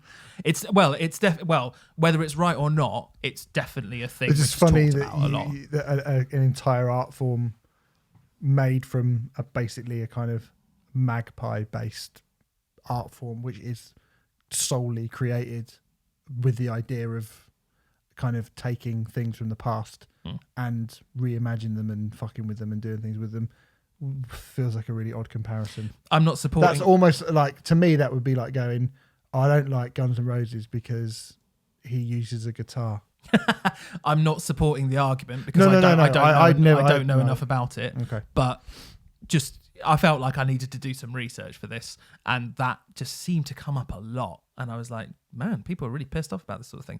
But I would also acknowledge at the same time that when people get as big as Kanye West, a lot of people get pissed off about things which aren't probably relevant, to be honest. It happens with most massive artists. So maybe that is a load of bollocks. There was a thing recently with, was it Dionne Warwick? No, Shaka Khan. It was Shaka Khan who said Kanye West contacted her and asked if he could use a sample from one of her songs. She said yes when he told her what it was all about. She said yes, that sounds fine. And then she heard the song. She said she thought it was terrible. And she's like, I wish I'd never given him the permission to do it. So, but that to me, like, that's the, it's not yours anymore, is it? Like once you've given over the sort of thing to say, yes, you may fuck around with this. That's why you get money for doing it, right? Yeah, exactly. Yeah. Right. Yeah. Because you might not be happy with the results. Yeah, exactly. So I actually before I really knew anything about Kanye West as a man, I had heard the College Dropout, the College Graduate, and I thought they were really good records. Okay. And those kind of, what would it have been, 2003, 2004, 2005, those records coming out. I thought this guy seems like just a very talented MC. And, you know, he does pull from... The thing I like about hip-hop, well, I've always liked about hip-hop is, you know, people taking old soul and funk records and turning them into something new. I think that's cool, and that's it's certainly hip-hop, the side that I enjoy the most. yeah, and that's what hip-hop kind of always felt like it used to be to me. Yeah. This album is not really a hip-hop record. It's I was going to say, it's not, is it? it's really? an album that Kanye West has described as something he invented called art pop. Now, art pop as a genre title feels a bit weird and redundant to me because it's an insinuation that previously to this there was no artistry in pop music, which is nonsense, yeah. complete and utter nonsense. But as you know, as a title, if we're going to use it as a title, as Kanye wanted us to, it's not the worst description of what this record kind of sounds like. I do have a question for you, though. And Go on. this is a question from a layman's perspective in terms of this stuff. So I'm not coming into this with a sort of aggressive stance. I genuinely want to know. What's the difference between 808s and Heartbreaks and, say, a Seal record? I mean, isn't this basically R&B? Yeah, well, I guess so. I mean, I think Sounds like it to me. yeah, slightly. I mean, I think that's a fair comment. Yeah. I think that's a fair comment. I think a Seal record. But okay, is- maybe. Oh, all right. I was just. Yeah, I just yeah, thought yeah. of a big R&B artist, but you know. Yeah, I mean, it's certainly. I think there is more to do with actual kind of on much of the record. It is still kind of clipped rather than sung, like a lot of it. I don't think he's a great singer. He clearly isn't a great singer as because opposed to Seal this is is auto-tuned to fuckery. Well, this is the thing. This is where that kind of auto-tune thing began to come in. I think he wasn't the first, though. It was because he even acknowledges that he got it from, what's his face? You know, T-Pain. There we go. Thank you. T-Pain. Apparently. Yes. Yeah. Again, I've just read all this stuff. I'm not an expert. There's also the kind of comparison with what's the dude's fucking name? There was an album that came out just before this, Kid Cudi, I think. Yeah, Kid Cudi works on this, doesn't he? Yeah, and I think he had Saw an released interview a with him. record which had a similar sort of sound to it. But ultimately, this was a record. I mean, the reason that I brought this record in is because for two things. One, I remember it being released, and I remember people being very, very unhappy and very weird. And not particularly in the press so much, but certainly the people that I knew who enjoyed hip hop and had enjoyed Kanye West really didn't seem to understand it. And secondly, I kind of brought it in because for my money, this is when we talk about the birth of emo rap and mumble rap, and we talk about how influential people like Drake have been, when every time we talk about those new hip hop artists and what they're doing, they all to me feel like shitty rip-offs of this, all of them. And I think this is such an unbelievably influential record. Whether the influence is a good thing or not is definitely something that we can talk about. But much like the first Korn album spawned Edema and the Union Underground, do you berate the artist who kind of created and popularized it and kind of wag your finger at them and go, look what you've done, look what you've done? Because certainly, you know, when I hear something like Post Malone or any one of those fucking people, I do kind of go, this all kind of sounds the same, and it all can be traced back to this. to this. But then I mean, I don't strictly disagree with that, but you know, just to go back to this art pop and R&B thing, I don't know. I certainly don't think, you know, Kanye West suggesting that he created a totally new genre with this record, I think is a massive over exaggeration, because this feels like harder R&B to me. Yeah, it but feels like it's R&B just with a little bit more anger. Yeah, you know, but and a little bit more heartbreak, I guess. It's. I mean, well, okay. So, do you like this record? No. Do you not? Oh God, I can't. Can you not? Can you see how it's artistically interesting? I think Or that. how Oh it's yeah. I definitely think there are moments that I think are quite brilliant, actually. But more so in a far more technical manner. I think the production on a song like RoboCop, for example, which apparently he's not happy with, and I've got to say, I think RoboCop is as a technical production job and marvel, the way it's put together and the way it's constructed, I thought it was pretty fucking amazing. Yeah. It was one of the only times I could understand why this record is sort of considered a masterpiece of any kind. But I suppose in order to explain why I don't like it, we have to talk about autotune. Now, autotune was very much it feels like every note that is sung on this record is auto-tuned. Yep. And that may well be the case. Possibly. It is definitely a choice. It's obvious it's a choice. I can't stand autotune. I cannot stand it. I hate it. I think it's really interesting you bringing up the whole thing about this record is there are clearly pained moments on this record, and it's clearly about something, and I'm not gonna sit here and go, oh, it isn't about anything and blah blah blah blah. You know, we've been talking about his mother passing away, and I read all that before I listened to the record, and I kind of been putting it off for quite a long time, because now I don't really want to listen to a record like that. When I was going to ask, actually, we'll save it for the end, but one of the things I was going to ask was, does this kind of emotionally resonate with you right where you are right now? Because I guess I'm about to do that right now. Okay. Not in the slightest. Right. So I feared listening to this record because of what it's about, and I'm quite happy to say this. The day that we're recording this, tomorrow is my mum's funeral, right? Yeah. So in terms of a record about, you know, which half of which or a third of which or whatever is about their mother passing away, there is no better time in my life for it to resonate with me and emotionally move me. When you auto-tune everything to fuckery, it puts so much distance between the art and me listening to it, and it makes it sound so robotic. It literally doesn't do anything for me at all.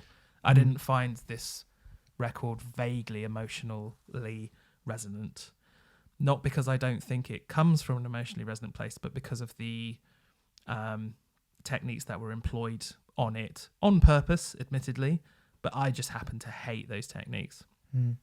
Annoyingly, if it hadn't been auto-tuned to fuckery, there's a lot of moments on this record that I like a lot more, but I hate that auto-tune thing so much. It's so grating on me. My dad, we used to have a lot of conversations. He was like a classical composer type person, and he hated the sound of distorted guitars. So, you know, sometimes I'd show him stuff from Injustice for All and be like, you know, there's a lot of classical influence in this, or a piece like Orion or something like that.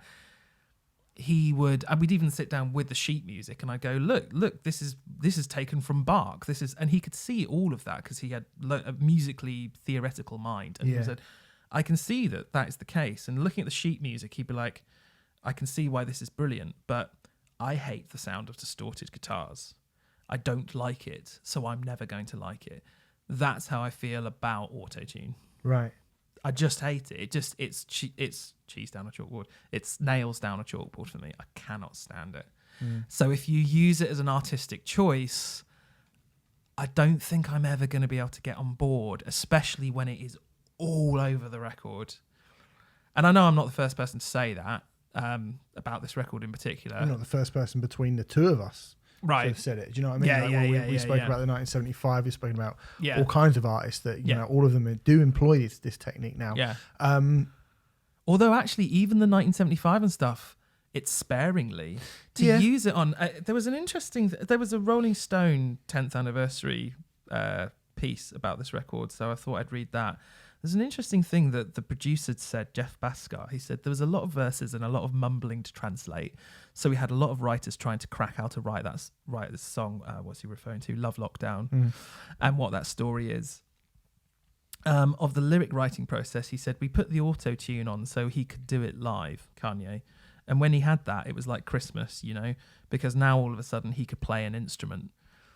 And that quote to me is his producer saying Kanye West can't sing, so we put auto-tune on him so that he could sing. And I suppose, you know, I know we live in a generation where talentless people are, maybe it's not right to call him talentless, but definitely not right to call him talentless. Where, well, I mean, no, it's everything, really not, but everything mate. about this record, all the good things about it are nothing to do with Kanye, I don't think. They're all to do with everyone around him. I don't agree with that, actually. I don't think that's true. I think... Okay, but when it comes to the singing part, I think it's kind of crazy to go, I can't sing, so let's get a synthetic robot thing to do it for... I mean, I understand that. I think it's a Completely really gross place that art has got to. Yeah, me too. I do. To be honest. I mean, I would completely agree with that. I think the tool that they used on this particular album, it's weird going back to the kind of emotional resonance. Like, I'm actually the same as you. I find it quite easy to listen to. Yeah. It didn't affect me at all. No. Yeah. Unlike, say, Stage 4 by Touche Amore, which I'm just like, you know. Well, especially compared to, I don't, there's no point in bringing it up next to this, but we listened to Lingua Ignota last week. Yeah. And, you know, like, yeah. I was dreading it in a similar sort of fashion just because of everything that's been going on. And it was a doddle. It was, in terms of emotion, it was not a problem at all. It was fine. Yeah. But at the same time, it's not as explicit. And I feel like this is an album which is made by a very sad and insular man who just happens to be one of the most famous people on the planet. And I think what is cool about this record and why, like, I really like this record for what it's worth. I actually do really like it. It's not my favorite Kanye West album, and it's taken me a long time to find any kind of level of appreciation for it. And I feel like I'm lucky that I found that level of appreciation for it before this became the kind of stock sound of what music sounds like. Yeah. It is so influential. It is so influential. It has been so copied on a mass scale. It's terrifying to think. And like you say, and it's been copied. I think what the intriguing and interesting thing about this record is listening to someone trying to cloak his expressions of sadness. He said it himself earlier on when I mentioned it. Hip hop could not allow him to express. He didn't feel like rap and hip hop could allow him to express his own vulnerability and his own sadness. I'm trying to think of a hip hop record before this, which kind of shared those. You know, it would always be something like "I'll Be Missing You" by Puff Daddy, which is a kind of tribute song to it. It's a bit schmaltzy. I don't to say the least. Yeah. I don't think this album's schmaltzy. It comes across as real to me. It is brilliantly produced. Yeah. I mean, real in the sense that, you know, this is somebody struggling with their own internal monologue. This does feel like, it feels like he is a bit scared to open himself up too much and has felt like he's needed to do something different. And even though he's like, right, this is what I'm going to do, a lot of it is cloaked in robotic voices, in, you know, I think there's a lot of chat about it being inspired by like Vangelis, which and kind of 80s electro ambient pop music, which I can hear as more than I can hear kind of R&B or whatever. And although I do think, you know, that is definitely an element, but then it's it's a Kanye West album. It's going to have those sort of elements in it. In terms of a reinvention and in terms of what it's done for music, it's an incredibly fascinating document. And I do genuinely think that there's something... When I listen to, let's say, Linguita Ignota, or let's not. Let's use Touche Amore. When I listen to Touche Amore, I feel like I'm there with Jeremy. I feel like he is reaching out to me, is talking to me, is feeling like he needs to express this thing that he's going through. When I listen to this, I feel like I'm looking at Kanye West with his back to me, curled up in a corner, not wanting to be looked at. And it's just a different type of emotion. It's kind of a voyeuristic. It's almost like I feel, listening to this record, it feels like a kind of a voyeuristic record to listen to. I mean, even the first track, Say You Will, which is over 6 minutes long. It's nearly 6.5 minutes long. And one of the better songs as well, definitely. And it takes a long time to end. Yeah. It's got the same beat, and that same beat goes on with no vocals and no lyrics. And you kind of go, where's he gone? Well, that beat also sounds like a heart monitor, which is obviously, a reference, I would assume, to his mother and stuff. And it has a sort of heavenly kind of choir as well. And, I got all those references. And I don't doubt at all that the input to this record had a massive emotional resonance with Kanye West. Problem with it for me is the output doesn't have an emotional resonance with me. Yeah, I think that's fine. And honestly, I would probably agree with you. Right. Like I say, this feels like a kind of voyeuristic thing to listen to. It doesn't feel like someone coming to you and going, share my pain. It feels like somebody going, I don't want anyone around me right now. That's sort of how I feel about this record. And that is an incredibly interesting and quite brave take to make as one of the most famous people on the planet. Do you know what I mean? And I think when it's very easy in 2019 to kind of scoff at Kanye West and to go, what an idiot. And like, I listen to him. What's he on about? Look at him in his bloody celebrity wedding, blah, blah, blah, blah, blah. And, he doesn't know the words to Bohemian Rhapsody. He's a moron, especially from our scene. Do you know what I mean? It's very easy for us to do that. It's quite hard to look back at this record with fresh eyes without the kind of 11 years of copycat watering down that this record has been through. I think it's quite hard to listen to it without that context in it, without going, another fucking auto-tune album, do you know what I mean? I do, but then at the same time, I avoid all of that stuff so much that...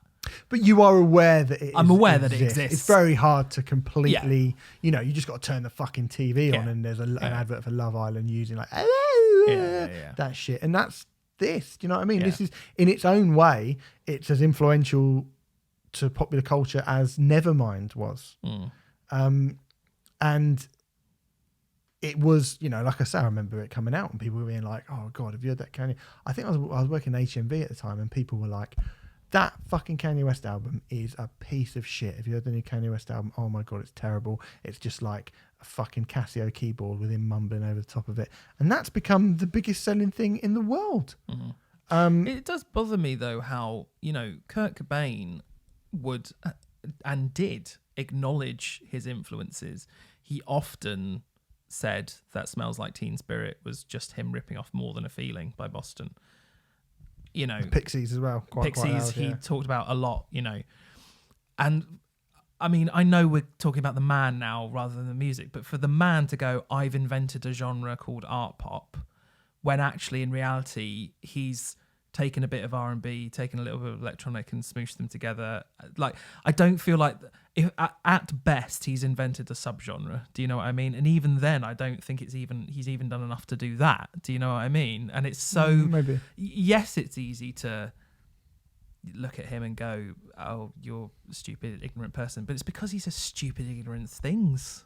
Like I've invented a genre. I mean, I will accept that there's a bit of electronic stuff in it as well. But for him to insinuate that it's this totally brand new concept which has come all from his head or whatever, for him to insinuate that he's invented a genre is such fucking nonsense.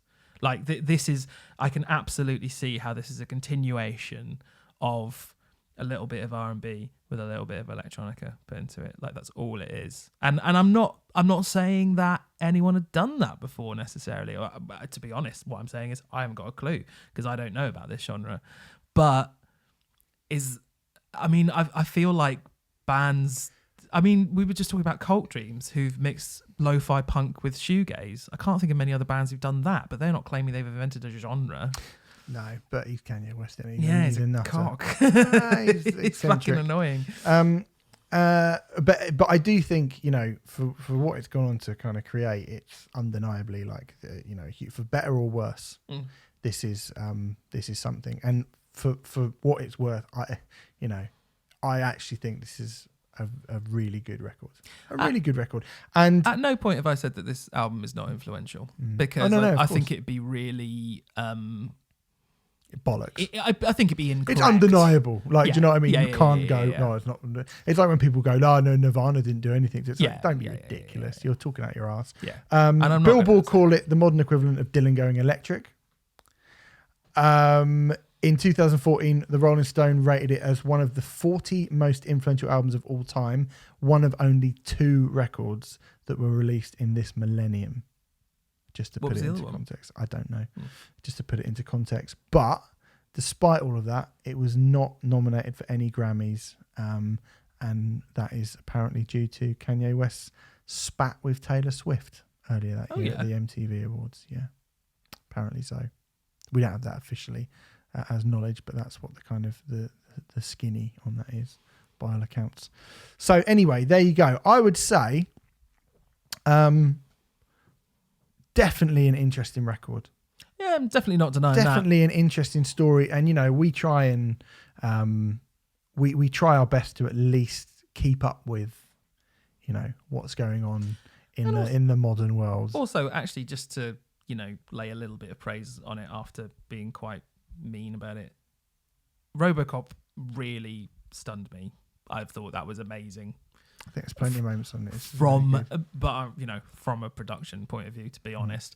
And if you see the amount of the reason why I go, but all the really amazing stuff doesn't come directly from Kanye is because A, I think that, and B, the songs that have shitloads of production credits or writers on, according to Wikipedia, are generally the best songs. And I feel like I feel like he's surrounded himself, and I think a lot of pop stars, of course they do this. They surround themselves with incredibly talented people who don't get the. And then credit. I had somebody on Twitter was saying the other day that Beyonce is an auteur. I mean, I actually think Beyonce's written some amazing pop tunes. Well, not on her own. Not on her own, though. No. Yeah. I mean, that's how pop works. You know? Of course. Fine. There's nothing. I mean, which is okay. I think that this is something. Probably for a bigger point, but I think the kind of the way that people talk about pop music now, there is some really artistic. We were talking about churches earlier. I'm not going to slag off pop music. There is some really interesting, dark, cool, credible pop music happening all the time. Yeah, and RoboCop is a brilliantly put together song by about 12 writers. Yeah, and I think that's absolutely fine. But when you're starting to throw around words like kind of auteur and genius for certain artists, I mean Kanye West. Is he a genius? I don't know. He's very talented. Certainly, he's very, very talented, and he knows how to kind of make the best out of the tools that he's been given. I'm not even convinced he's talented. I'm convinced he surrounds himself with incredibly talented people. He's definitely talented. Have you seen material of him performing some of this stuff live? It's pretty bad. Yeah, but then because he can't sing. But this is not meant. I mean, for me, again, like I wouldn't want to watch this live. It would have no emotional effect on me whatsoever. I'd have absolutely no interest in watching this sort of thing live, particularly. Sure, but I don't know. Because again, it feels like I say, this feels like a voyeuristic record to me, and I don't think that it's meant. It's not meant to work live. Like he's playing fucking stadiums and stuff. So you'd like to see the Holy Bible live. I mean, you did, and it wasn't very good when they did it. Yeah, the Holy Bible was full of bangers. PCP. There's not a fucking chorus like PCP. This isn't about choruses and stuff. Sure. It's a different thing. I mean, I was talking to someone these things, I think they need to be sort of taken on the merits and other elements that they're kind of meant for. And, you know, the Holy Bible, James Dean Bradfield turned that as a lyric sheet, yeah, but James Dean Bradfield turned that into a rock record. There's a lot, yeah. A kind of an accessible rock record. I mean, I was talking to someone on Twitter the other day who said, the Linguita Ignota album's crap, but Jane Doe is a great visceral kind of cathartic album. And I was like, well, Jane Doe's a hardcore record. It's meant to be, you're meant to jump around. You know, the music on it is meant to be you jumping around. It's meant to be a kind of just an expression of anger. I don't think it's anything much more than that. And, you know, it's just different. It's completely different. It's barely comparable at all. And I don't think the Holy Bible is comparable to this. No, personally. I suppose I was trying to find something voyeuristic, but sure. Yeah. I don't think we're going to agree that he's. I don't. Think well, I'm not going to use the word genius, but I definitely think he's talented. And I think if you look at his production credits from before he was even a solo artist, you can tell that he's somebody who understands how to compartmentalize and put together music. So anyway, there you go. 808s and Heartbreak by Kanye West. So next week, Remfry, what you got for me? Should I give you what I've got? Because I've got mine. You usually take about half an hour to decide, don't you? Yeah. I'm going to give you... Are you a big Primal Scream fan? Yeah, I like bits and pieces. It depends what you give me in terms as to whether I've heard it or not. Have you heard Exterminator? Yeah, I have. Oh, I know Exterminator quite well. Sorry. Bumhole. Okay. All right. Well, then I'm going to give you something. I'm going to give you my backup to that. Okay. And this is you're going to wish you'd just pretended that you hadn't heard this record. Right, I'm going to give you the debut album by the late 80s, early 90s electronic duo Utah Saints. Oh, okay. All right. Yep, that's fine. Oh, you're giving me an electronic record. I'm going to give you an electronic record. Cool. Yeah, okay, we'll have an electronic special. I was quite surprised to hear that you'd never heard a record of theirs a few weeks ago when I did a live review for them. So I'm going to give you 3 Track Tigers, Route 1 or Die. Okay, wicked. Yeah. Been meaning to listen to them. So, Route 1 or Drive. Route 1 or Die. Route 1 or Die by 3 Track Tigers is what I'm going to listen to. You're going to listen to Utah Saints by Utah Saints. Banger. And next week, we're going to be talking Frank Turner, Killswitch Engage, Feeder. We were going to review Feeder this week, but we got sent it half an hour before we started recording tonight. So we could have just gone, it sounds like Feeder, which is inevitably what we'll do next week. But we thought we should at least listen to it all the way through once. Sounds quite good what we heard, didn't it? We heard like a song and a half. It sounds I good. heard the first 4 tracks. I got to put it on before we got here. And I'm going to Bloodstock. So I will report back from the UK's most metal festival. Metal. Go over to musicism.net, put in the code Riot in capital letters, and you will get 25% off the singular best courses of anything in the world. Fucking hell. That is quite high praise. Yeah, get on them, guys. You better make them that good. Yeah. We'll see you next week. See you later, Remfry. Bye.